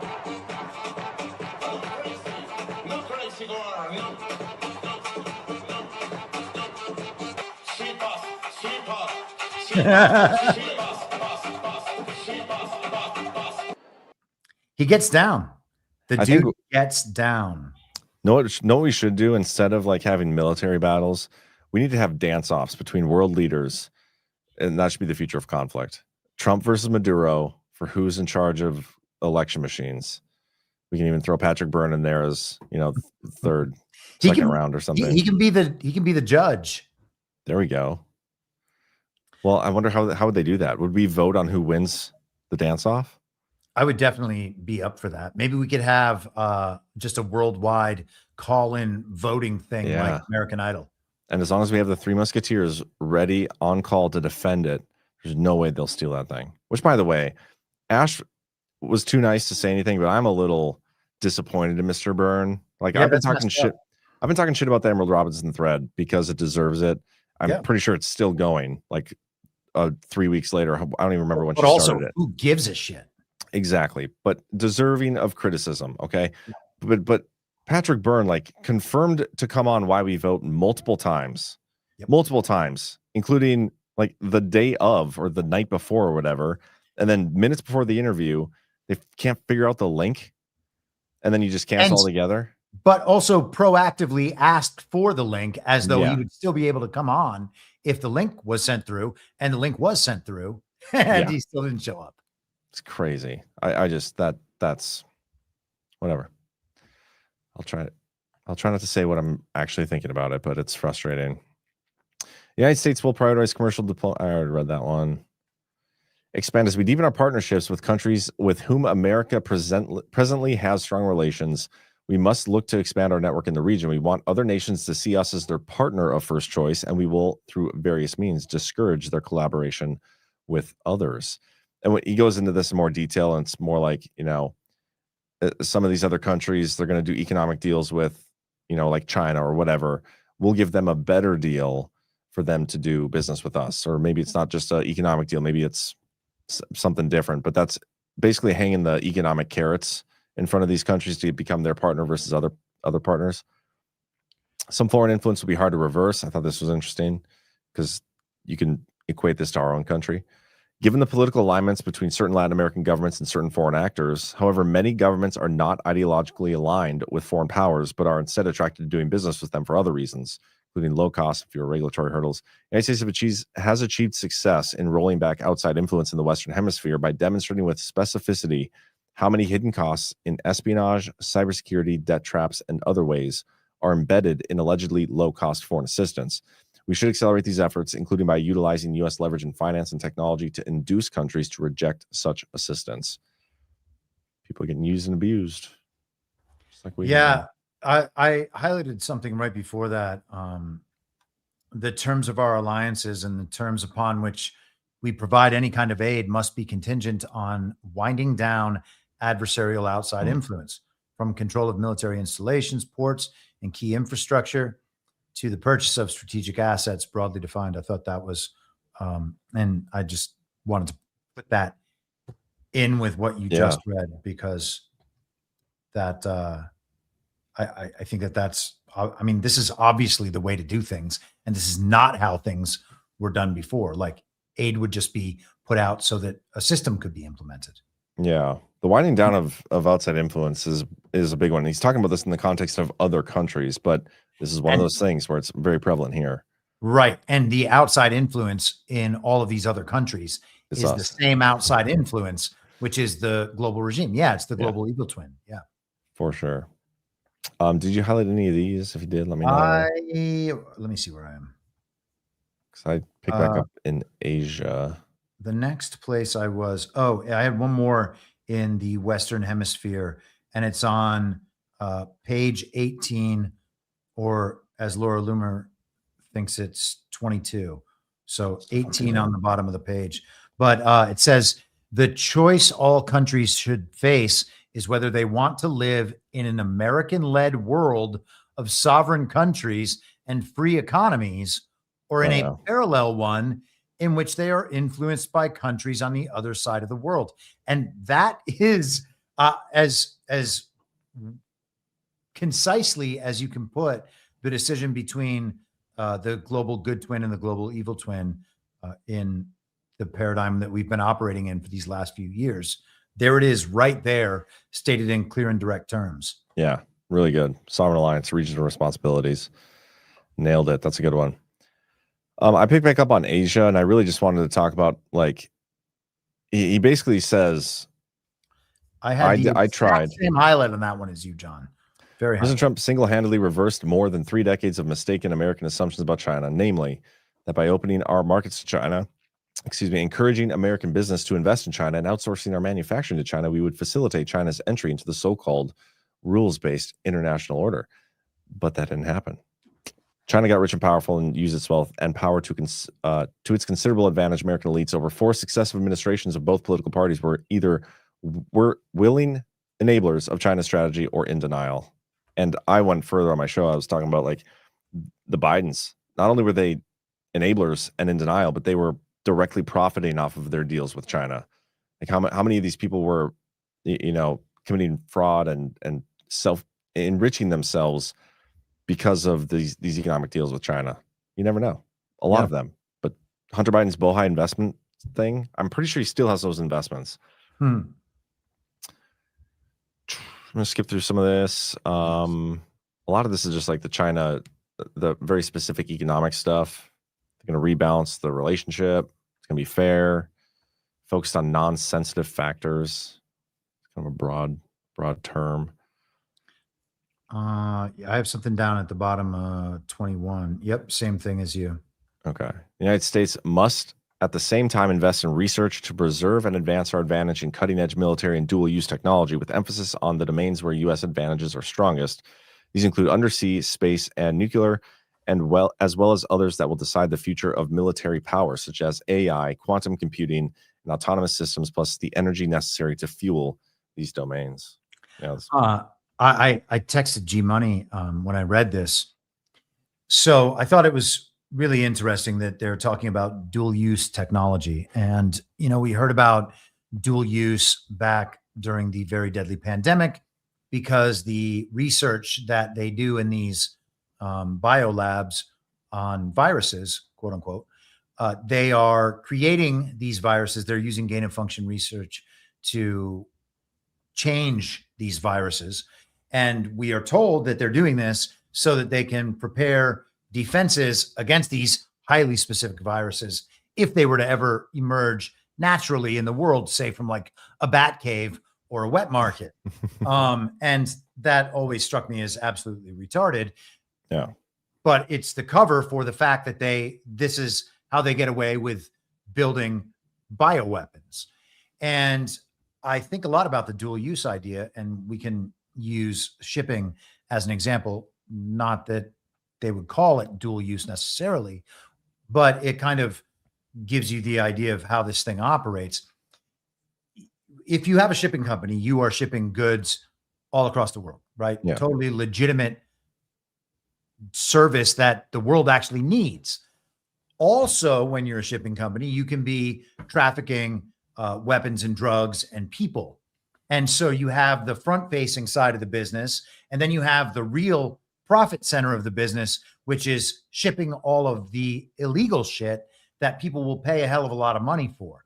And, that back end of it is kind of how a lot of the world operates. And of course, there's the cartel interests in too many industries to count. And we talked about this at the beginning of the year when Donald Trump made the cartels terrorist organizations. And we saw the freak out from the New York Times about how all of these legitimate business interests are tied up in the cartels. And so you have the front facing side, and then you have the other side. You have the offensive weapon, you have the defensive weapon. And when we're talking about dual use technology in like the military technology space, and then they immediately mention AI, quantum, and autonomous systems, plus the energy necessary to fuel these domains. Well, one of the things I've been talking about now for a couple of years and talking about with G and the rest of it is the way that Bitcoin mining facilities are set up is that the computing part of it is right next to the power generation part of it. So you'll have a power plant and a mining facility right next to each other because the system kind of feeds back in. And the same situation is how they're building out these AI data centers with power generation right next to them. And so you can think about these dual use, you think about dual use in that respect. And then you've got the dual use of Bitcoin itself. If you ascribe to, maybe I said that wrong too. The Jason Lowry software thesis, right? So we have Bitcoin as an immutable ledger and a monetary tool. But the other use then, if you agree with software, if that is compelling, well, then it's a weapon system as well and a defense system at that. So I thought that was maybe obviously I don't know, but that could be a little nod to that domain. But G-Money 100% said it was a nod to that domain. Well, I mean, he liked the comment and thought that was cool. I don't know if he would stake his life on it or anything. Well, if it's even remotely close to maybe hinting at something related to Bitcoin, he may stake his life on that. I don't know if he would stake his Bitcoin on it, I should say. Yeah, there you go. What differentiates America from the rest of the world? Our openness, transparency, trustworthiness, commitment to freedom and innovation, and free market capitalism will continue to make us the global partner of first choice. And again, I think this is good because what are our morals? What are our values? And that's why people will be drawn and attracted to us, which I think that's great. That's why people are drawn and attracted to Badlands too. Let's hope so. Well, it's also probably because our good looks, our wit, our charm, could be those things, our hilariousness, but mostly the morals and values. Deterring military threats. In the long term, maintaining American economic and technological preeminence is the surest way to deter and prevent a large-scale military conflict. I wonder, I was thinking about this when I highlighted it. We talked about us being in kind of this like subtle warfare constantly. It's, a regular warfare battle of narratives. Do you think we'll ever see a traditional large-scale overt World War III like we had World War II and I? Do you think we'll ever see that again? I know I'm crazy and whatnot, but I don't think war is what we've been told war is in the first place. It's not like one country trying to take over another country. That's how war used to be. Now it's a global banking regime pitting the brave and patriotic men of one country against the brave and patriotic men of another country so that they can all kill one another. And all that remains is the global regime friendly elements in those countries, which is why I would suggest, and I know that people are going to be offended by this, and that's fine. I'm not saying it for the offense factor, but if you wanted, for instance, to create a population where the nationalists and the people who would stand up for the nation no longer exist, well, one thing you would do is start a military draft and give people an out if they want to go spend their time at a global regime indoctrination center instead. That's exactly what they did in Vietnam. And again, I'm someone who went to college, so I took more of that indoctrination, and there wasn't a military draft at that time that I avoided to do it. But you really are splitting the country in two with in line with certain priorities that ultimately benefit the people who stage wars all around the world. That's interesting. So your answer then would be like, you don't think we're ever going to see that again? Because I don't either. I don't think we saw it to begin with, is what I'm saying. You know, true. Yeah, we've been lied to so much about these conflicts around the world and what the Allies were and what the Axis was. We are lied to about all of the wars that were supposedly thwarting communism around the world. If there's one thing that the global communist regime would never be thwarting all around the world, it's the rise of communism. And these labels are also silly because collectivism is collectivism is collectivism. So communism, fascism, Nazism, all of these are essentially the same thing. They are just different iterations and different brands and ideologies through which the global regime represents itself and takes over countries. Yeah, that's brilliant. I like that. Did you have anything between what we just read and promoting European greatness? This is where the Dookie comes into play. Only the last part there about Taiwan. And this is one of the things that the Economist article also mentioned. This was upsetting to people. Hence, deterring a conflict over Taiwan, ideally by preserving military overmatch, is a priority.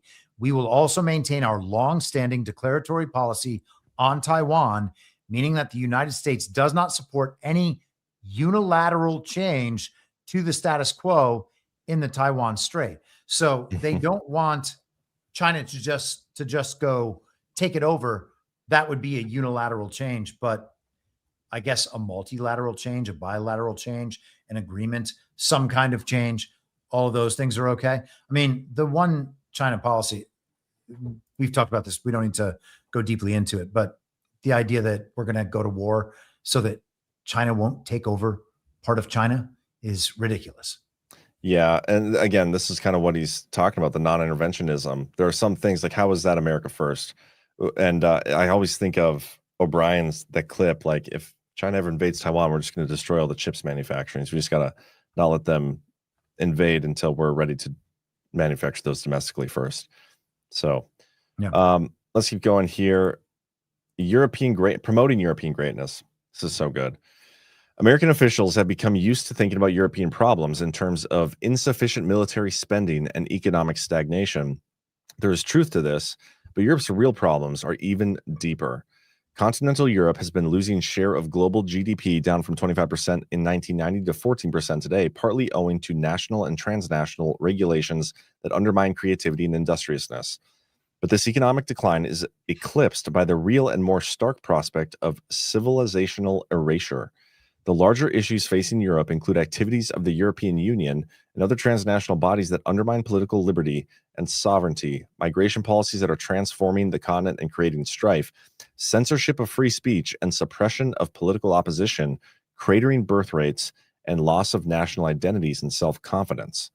Should present trends continue, the continent will be unrecognizable in 20 years or less. As such, it is far from obvious whether certain European countries will have economies and militaries strong enough to remain reliable allies. Many of these nations are currently doubling down on their present path.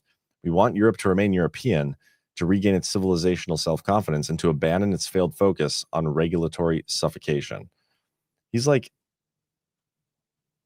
this is so he's saying like we don't know if these countries are going to look the same. They're going to be unrecognizable in 20 years. And he gets more into it here in a little bit.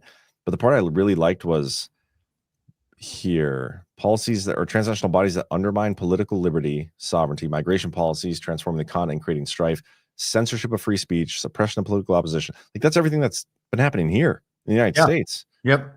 Well, it's the program, right? Yeah. The next paragraph I highlighted, as such, it is far from obvious whether certain European countries will have economies and militaries strong enough to remain reliable allies. Yeah. And what is it to be an ally if you can't defend yourself and you can't help your allies defend themselves? Well, you're not an ally at that point. Then you're like a vassal or proxy. Charity case. Yeah, exactly. And that's where it has been. Yeah, and it goes on even further here. I want to see if this is the right one. Just one spot. Yeah, I'm going to skip down to this because this ties into what you said. Over the long term, it is more than plausible that within a few decades at the latest, certain NATO members will become majority non-European. As such, it is an open question whether they will view their place in the world or their alliance with the United States in the same way as those who signed the NATO Charter. They're basically saying, like, we don't know if some of these countries will be part of NATO in the future. And honestly, I've been saying for like 2 years, 3 years now, like, let's just withdraw from NATO in the first place. Like, why are we even a part of that thing?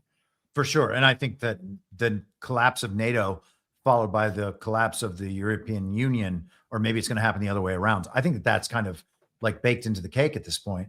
But if you entirely replace a country's people with a different country's people, why would you expect that they would want to have the same alliances? I mean, this is an alliance from 75 and really 129, I think Trump says, years ago. If you replace all the Europeans with people from the Middle East and Africa, why would we have a NATO alliance anymore? You wouldn't.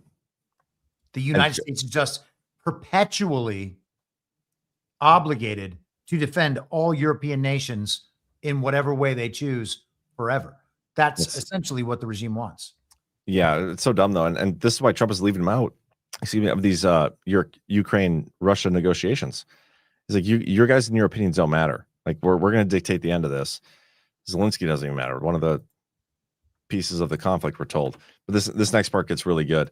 The Trump administration finds itself at odds with European officials who hold unrealistic expectations for the war perched in unstable minority governments, many of which trample on basic principles of democracy and suppress opposition. Again, that's what they do here. A large majority wants peace. European majority wants peace, yet that desire is not translated into policy in large measure because of those governments' subversion of democratic processes. This is strategically important to the United States precisely because European states cannot reform themselves if they are trapped in political crisis. He is saying that they have subverted the democratic process. Elections are stolen. Elections are fake and fraudulent. And because of that, they cannot even reform themselves because they are constantly trapped in political crisis because of the stolen elections. So they're acknowledging that elections are the number one issue, and you cannot actually implement any of the reforms that are needed until you fix those elections. So at least they acknowledge it in this, in the form of acknowledging it in another country. You'd like to think you see the changes here eventually too. Yes. And I think I would say it's actually even greater than just fake elections in Europe. It's that they have made these transnational organizations in Europe. And I think that there was maybe it's in here, or maybe I read it in some of the analysis, but they were talking about how if the European Union wants one thing and NATO wants the other, there's this interplay that the regime is going to get what they want, whether they use NATO to get it or the European Union to get it.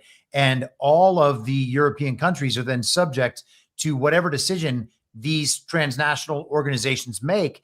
And then the regime calls it democracy, the same way they do with the UN, by the way, because they'll say, well, we have, I think it's like 22 nations in the European Union or something. And and I don't know the exact way that they implement policy there, but let's say they need some kind of super majority and they need 15 out of 22 nations to pass something. Well, as long as they say that those 15 nations are representing the people of their nations through their democratic process, well, now we have the transnational democratic process that worked in each one of the nations. Their democratic process enabled their transnational process. So then now we have democratic processes working here across the board, even though none of the people in any of these countries want it, because we can represent the American interest to the world. You know, America's like this perfect democracy, right? So if Joe Biden is our president and Joe Biden implements foreign policy on behalf of America, well, it was a democratic process that brought Joe Biden into power. And then at the UN level, it's a democratic process within the UN that makes the UN policy valid. There's no democratic process at any point in that chain. And the same thing's happening in Europe with the transnational organizations in Europe. Yeah, you know what I think is interesting would be if he's really pushing towards sovereignty of these nations, it would make these countries more sovereign if they all left the European Union, wouldn't it? Yeah, 100% it would. And that's why they are so afraid of countries like Hungary even thinking about doing that. And I think it's Slovakia with Robert Fico, the guy they tried to supposedly assassinate like a year or so ago. These are the countries that are Poland. They've been going crazy about Poland for a long time. These are the countries that they are concerned are interested in their own sovereignty and are not going to go along with the European plan. Yeah. What's best for each one of those countries is to leave the European Union. So I'm all for it. 100%. Then what happens if everybody leaves the European Union? Like the European Union and NATO, aren't those, they're basically all the same countries, except we're just part of NATO. And yeah. And then, of course, then you're dealing with the common currency, you know, the euro. Oh, that's true. Yeah. Gotcha. Okay, let's keep going here. American diplomacy should continue to stand up for genuine democracy, freedom of expression, and unapologetic celebrations of European nations' individual character and history. America encourages its political allies in Europe to promote this revival of spirit, and the growing influence of patriotic European parties indeed gives cause for great optimism. So yeah, I think he's talking about, hey, you guys leave the EU. EU is gay. Middle East, there's very little, and all you need to do is read Laura Loomer's Twitter post to know this. There was hardly any mention of the Jews. They hardly mentioned jihadists. What was the other one? John, can I pull you back to Europe for just 1 second? Sure. I missed some stuff on page 26. So if we just go up to the, you got that one. And then let's just go down a little bit right to the end of that page. We want to work with aligned countries that want to restore their former greatness. I like that. Yeah. So make every place great again. Love it. That wouldn't look good on a hat, though. Make every place great. MEPGA. Yeah, that would not be good. I feel like we need to do better. We'll think about it. We'll workshop it. Middle East, yeah, they didn't really get into much about Israel. I don't know if they actually say the word. Well, they say Israeli once. Talk about Iran being the chief destabilizing force, but then Trump ended that with Operation Midnight Hammer. So we'll never have to worry about Iran again. Yep. Took that chess piece off the board. He did talk a little bit about his economic deals. In the days in which the Middle East dominated American foreign policy in both long-term planning and day-to-day execution are thankfully over. Not because the Middle East is no longer matters, but because it is no longer the constant irritant and potential source of imminent catastrophe that it once was. It is rather emerging as a place of partnership, friendship, and investment, a trend that should be welcomed and encouraged. In fact, President Trump's ability to unite the Arab world at Sharm el-Sheikh in pursuit of peace and normalization will allow the United States to finally prioritize American interests. I love it. No longer the constant irritant. I feel like we had a little bit more work to do there, but pretty close. Ooh, I like that in the chat. Make everywhere terrible again. That's better. That's much better. Meta. That's great. And then Africa. Was there anything in the Middle East you wanted to mention? I didn't really highlight anything in the Middle East or Africa. I don't either. Africa, I had a couple things. This is more related to the foreign aid stuff. For far too long, American policy in Africa is focused on providing and later on spreading liberal ideology. The United States should instead look to partner with select countries to ameliorate conflict. That was a new word I learned. I think to make less of conflict. Could be wrong on the definition though. Yeah, like diminish. Yeah. Foster mutually beneficial trade relationships and transition from a foreign aid paradigm to an investment and growth paradigm capable of harnessing Africa's abundant natural resources and latent economic potential. The United States should transition from an aid-focused relationship with Africa to a trade and investment-focused one, favoring partnerships with capable and reliable states committed to opening their markets to U.S. goods and services. And I like that because if we're going to be sending money to a country, like we said, we don't want to be setting up lesbian dance classes or whatever you said earlier. We want to let's get something in return for that. Well, I said feminists. Not all feminists are lesbians. I mean, they are, but you know. But are all lesbian feminists? I don't want to speak for lesbians. They get really mad when men do that. Because they're feminists. Yes. Okay. So that was a yes. Sorry, I didn't mean to cut you off. No, you didn't. But yeah, anyway, the foreign aid focus, like we'll give you money now, still Africa, but you're going to give us a bunch of these rare earths or something in return. It's an investment and no longer a charity, which I like. I love that. And hey, that's the end of the document. Yeah. Wow, we did it. We did it in only an hour and 45 minutes. Yeah, and I do want to play the General Flynn clip from Bannon still. Do you have that video like readily available? I can get it. Because if you go to like the 5-minute and 20-second mark is when he brings it up. And I think we'll just play the quick little section of where he talks about it, maybe 30 seconds or so, and then see if it's the same vibe you got compared to the national strategy, because I don't think I agree with them. You said 5:20 or 5:30 or something like that? It's around 5:20 or so. What the heck? I just saved it. It's on there. I might be able to find it on. No, I got it. Just hold for processing. It has to be there. What the hell is going on here? I don't know what. Oh, here we are. So 5:20, is that what the president just came out with and just signed off on is really a very globally focused strategy. And that's not what the American people want. The American people want what is best for America. And we have to stop this idea of, you know, what I call and what I wrote about here just recently in this long march through the institutions. So how has this country got to, how the United States now talking about, how do we get to where we are, Steve? We got here because there is a long march of not only bureaucrats, but Marxists and neo-Marxists and Marxism inside of our system of government, inside of our agencies, activities, departments, whatever, inside of our government. And that includes all branches of government, judiciary, legislative, and executive branch. And that long march has been going on for 50 years or more. And so here we are. We now have inside of our system.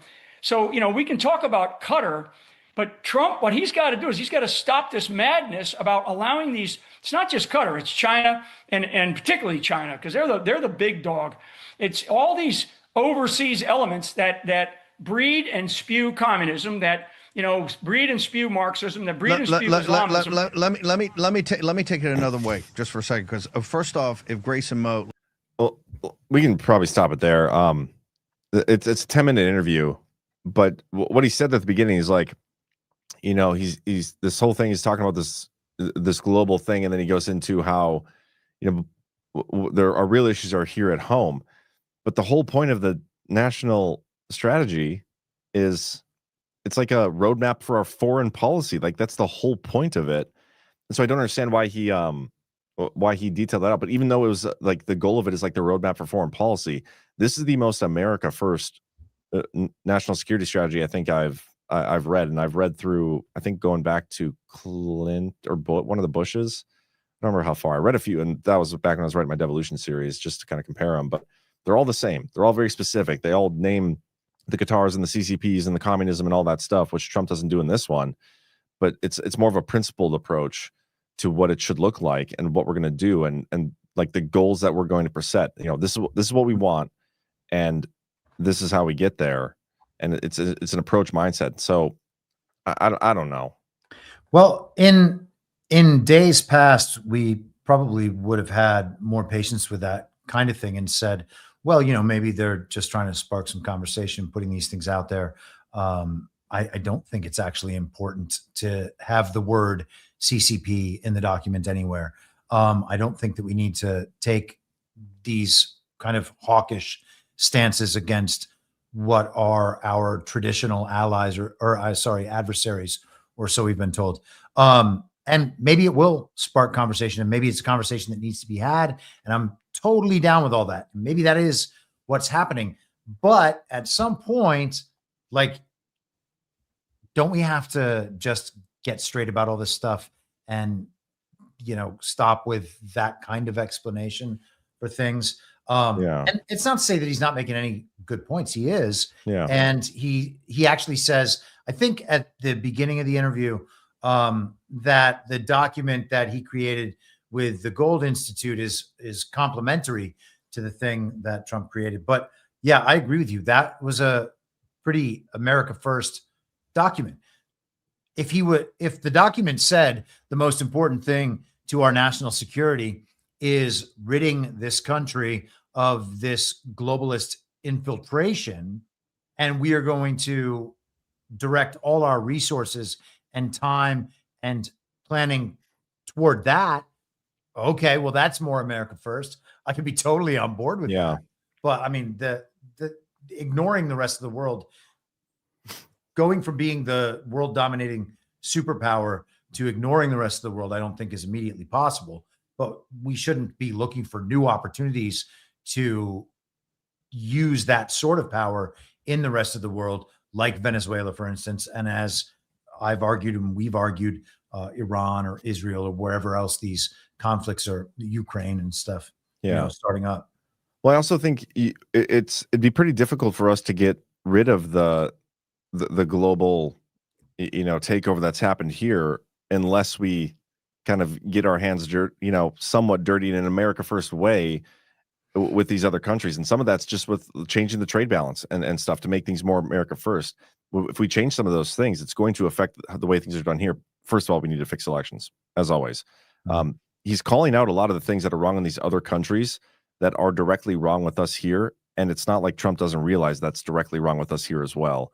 And that's the part that I also found reassurance. And it's like, okay, if he's going to directly put on paper that Europe has been taken over in all these different ways, subversion and democratic processes being subverted and whatever, I can't remember exactly what he said. He clearly knows that's the same issue here.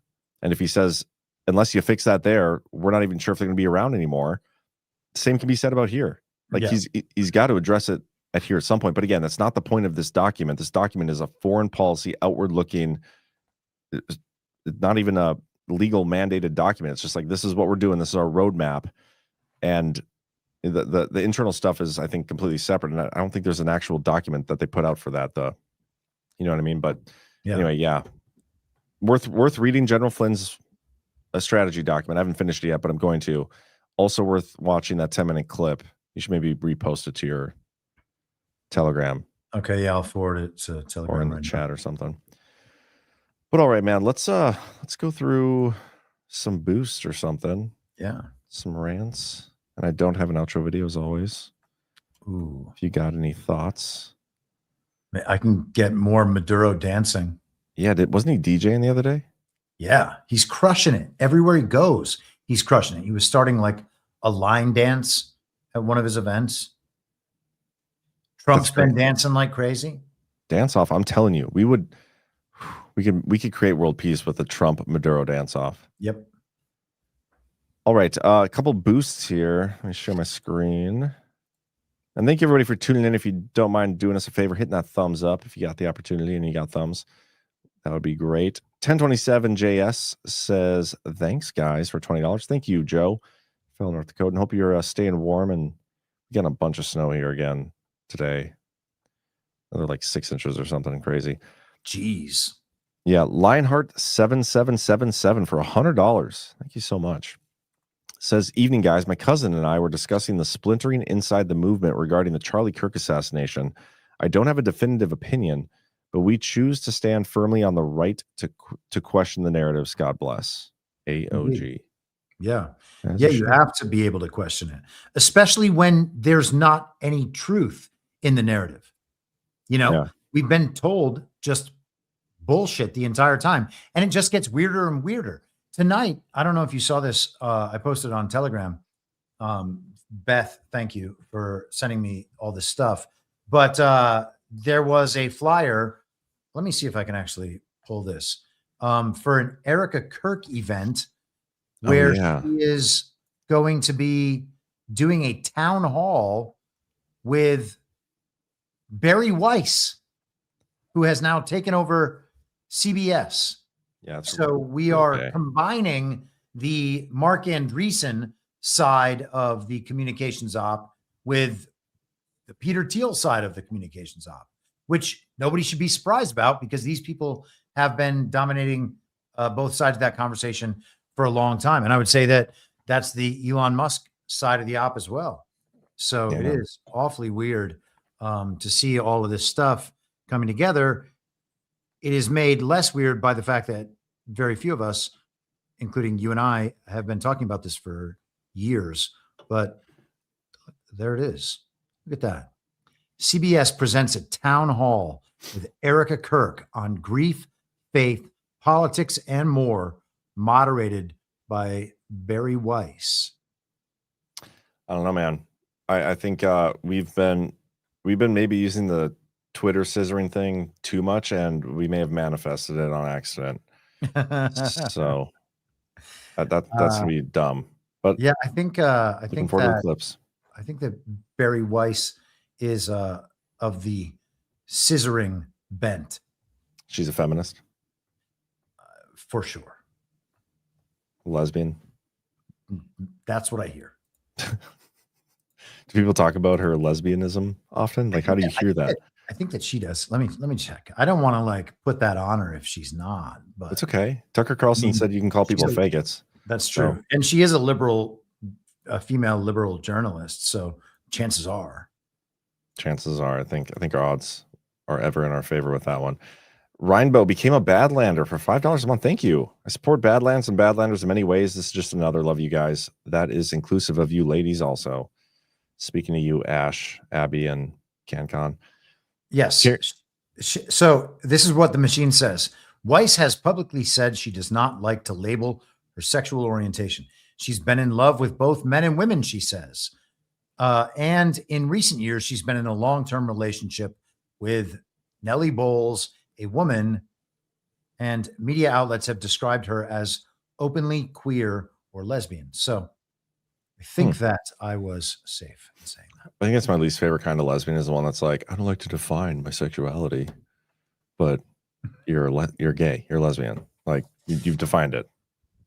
What is you just had a child with a woman? That's not possible, Ash.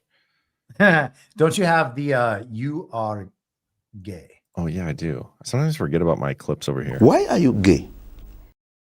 Oh yeah, that's it. Look at this. This did this yesterday too.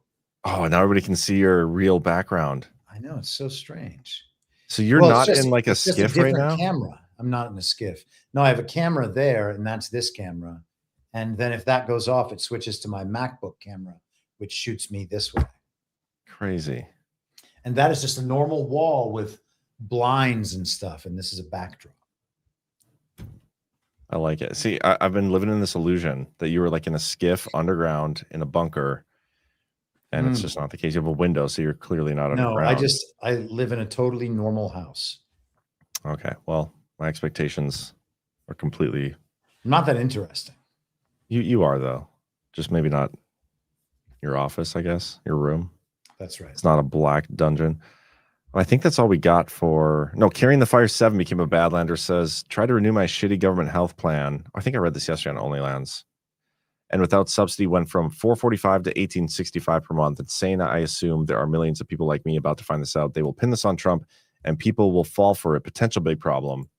Then I will add that that is likely going to be another one on the list of why we're going to lose the midterms. So can't wait. Be a long list. All right, we got some rants as well here. Let's see.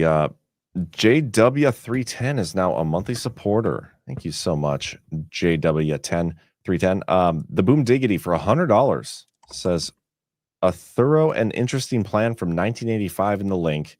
I would love a comparison how many Devo moves align with this and the national security strategy. I got that link. I will check that out. And thank you so much for the generosity, Boom Diggity. We appreciate you. Keith O'Higgins, if Trump doesn't want us to be the globe's army, but he wants us to be the world's armory, we need to make more drones than bullets. They actually did talk about that. Yeah, they mentioned that in the document.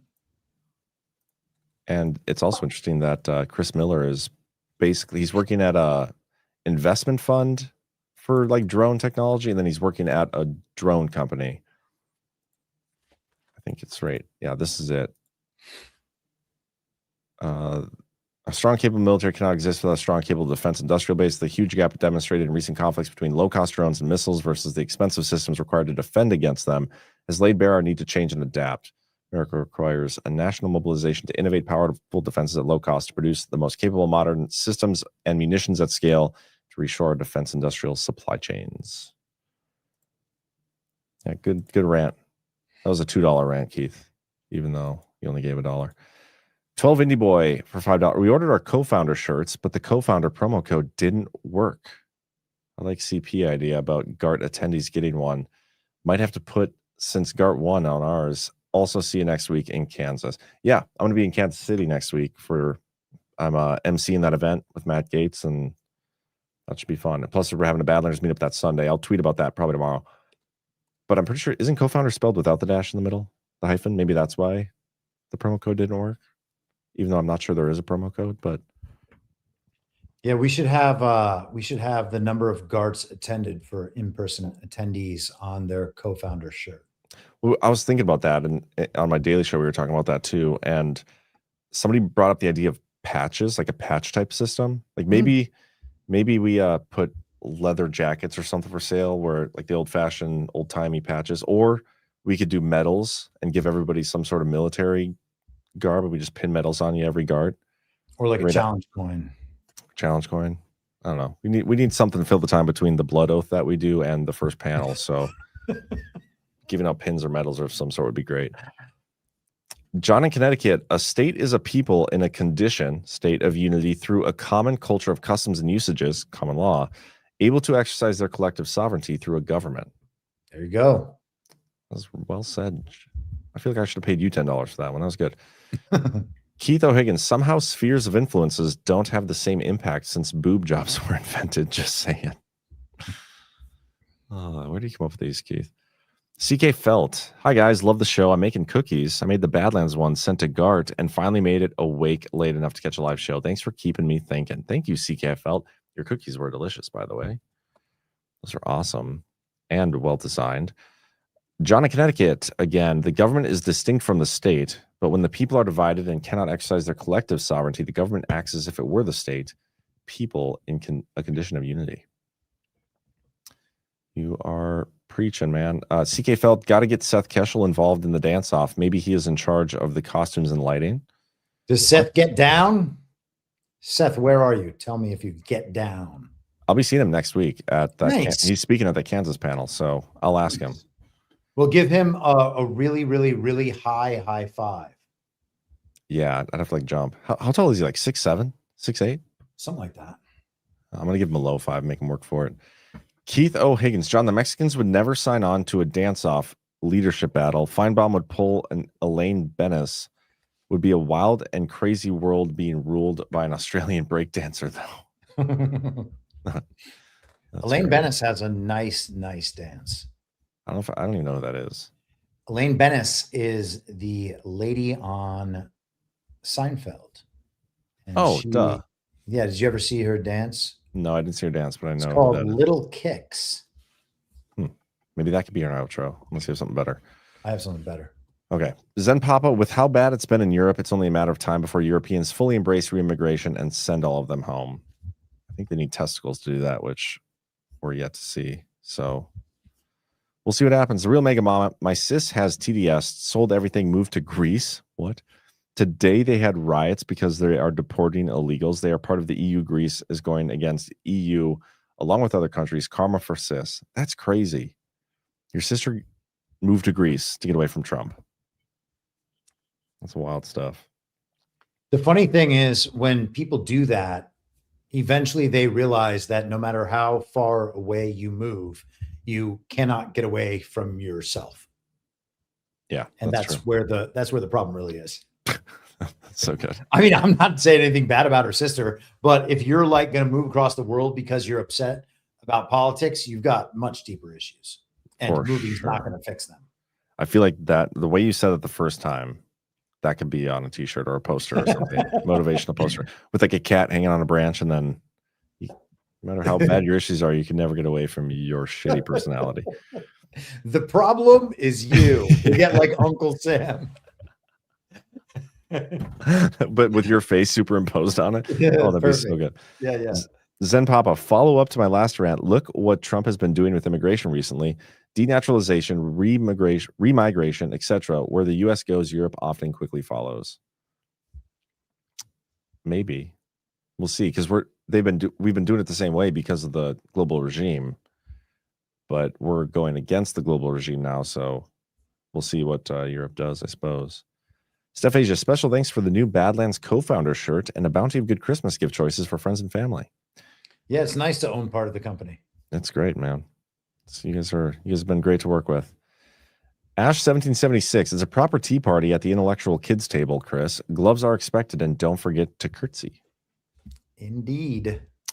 Black Hat Destroyer with the national security strategy. Do you think this will ultimately lead to all U.S. military bases around the world to be shut down?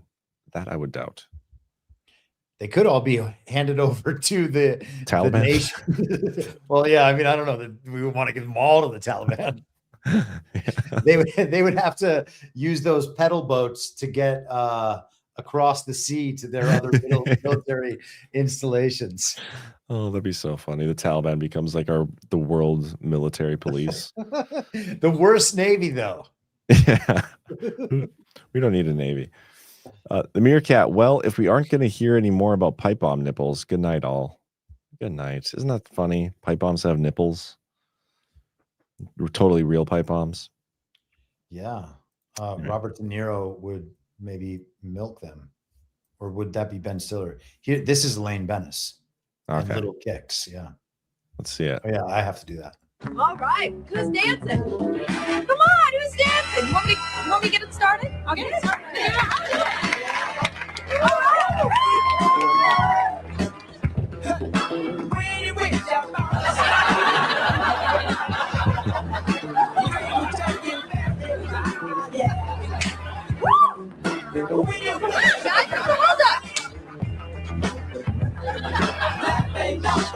It's Moses.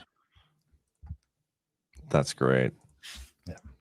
All right, We have some better dances on the way out. We should watch the last one. It's like 15 seconds long, and then we'll go out on the one above that. Okay, I got them both queued up, so we should be good to go. Thank you, everybody, again. Hit that thumbs up, and we'll see you next week. Chris, as always, it's been a pleasure, man. Yeah. Catch you later. Responded to Trump's threats by remaking his iconic dance. Maduro danced at a meeting with the youth of the United Socialist Party of Venezuela in September. His moves looked a lot like Trump's. Who danced it better? What if Maduro responded to Trump's threats?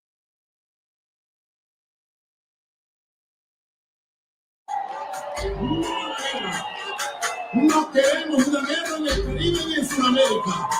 No. ¿Cómo se dice en inglés? Please. Yes, please.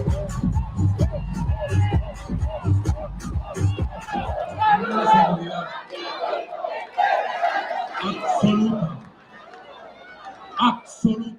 Do have absolute certainty that just as I swore before the body of our commander Hugo Chavez, before saying farewell to him, absolute loyalty at the cost of my own life and peace of mind, I swear to you absolute loyalty, even beyond the time in which we are able to live this beautiful and heroic history. Be sure that I will never fail you. Never, never, never. Fallaré jamás, nunca jamás.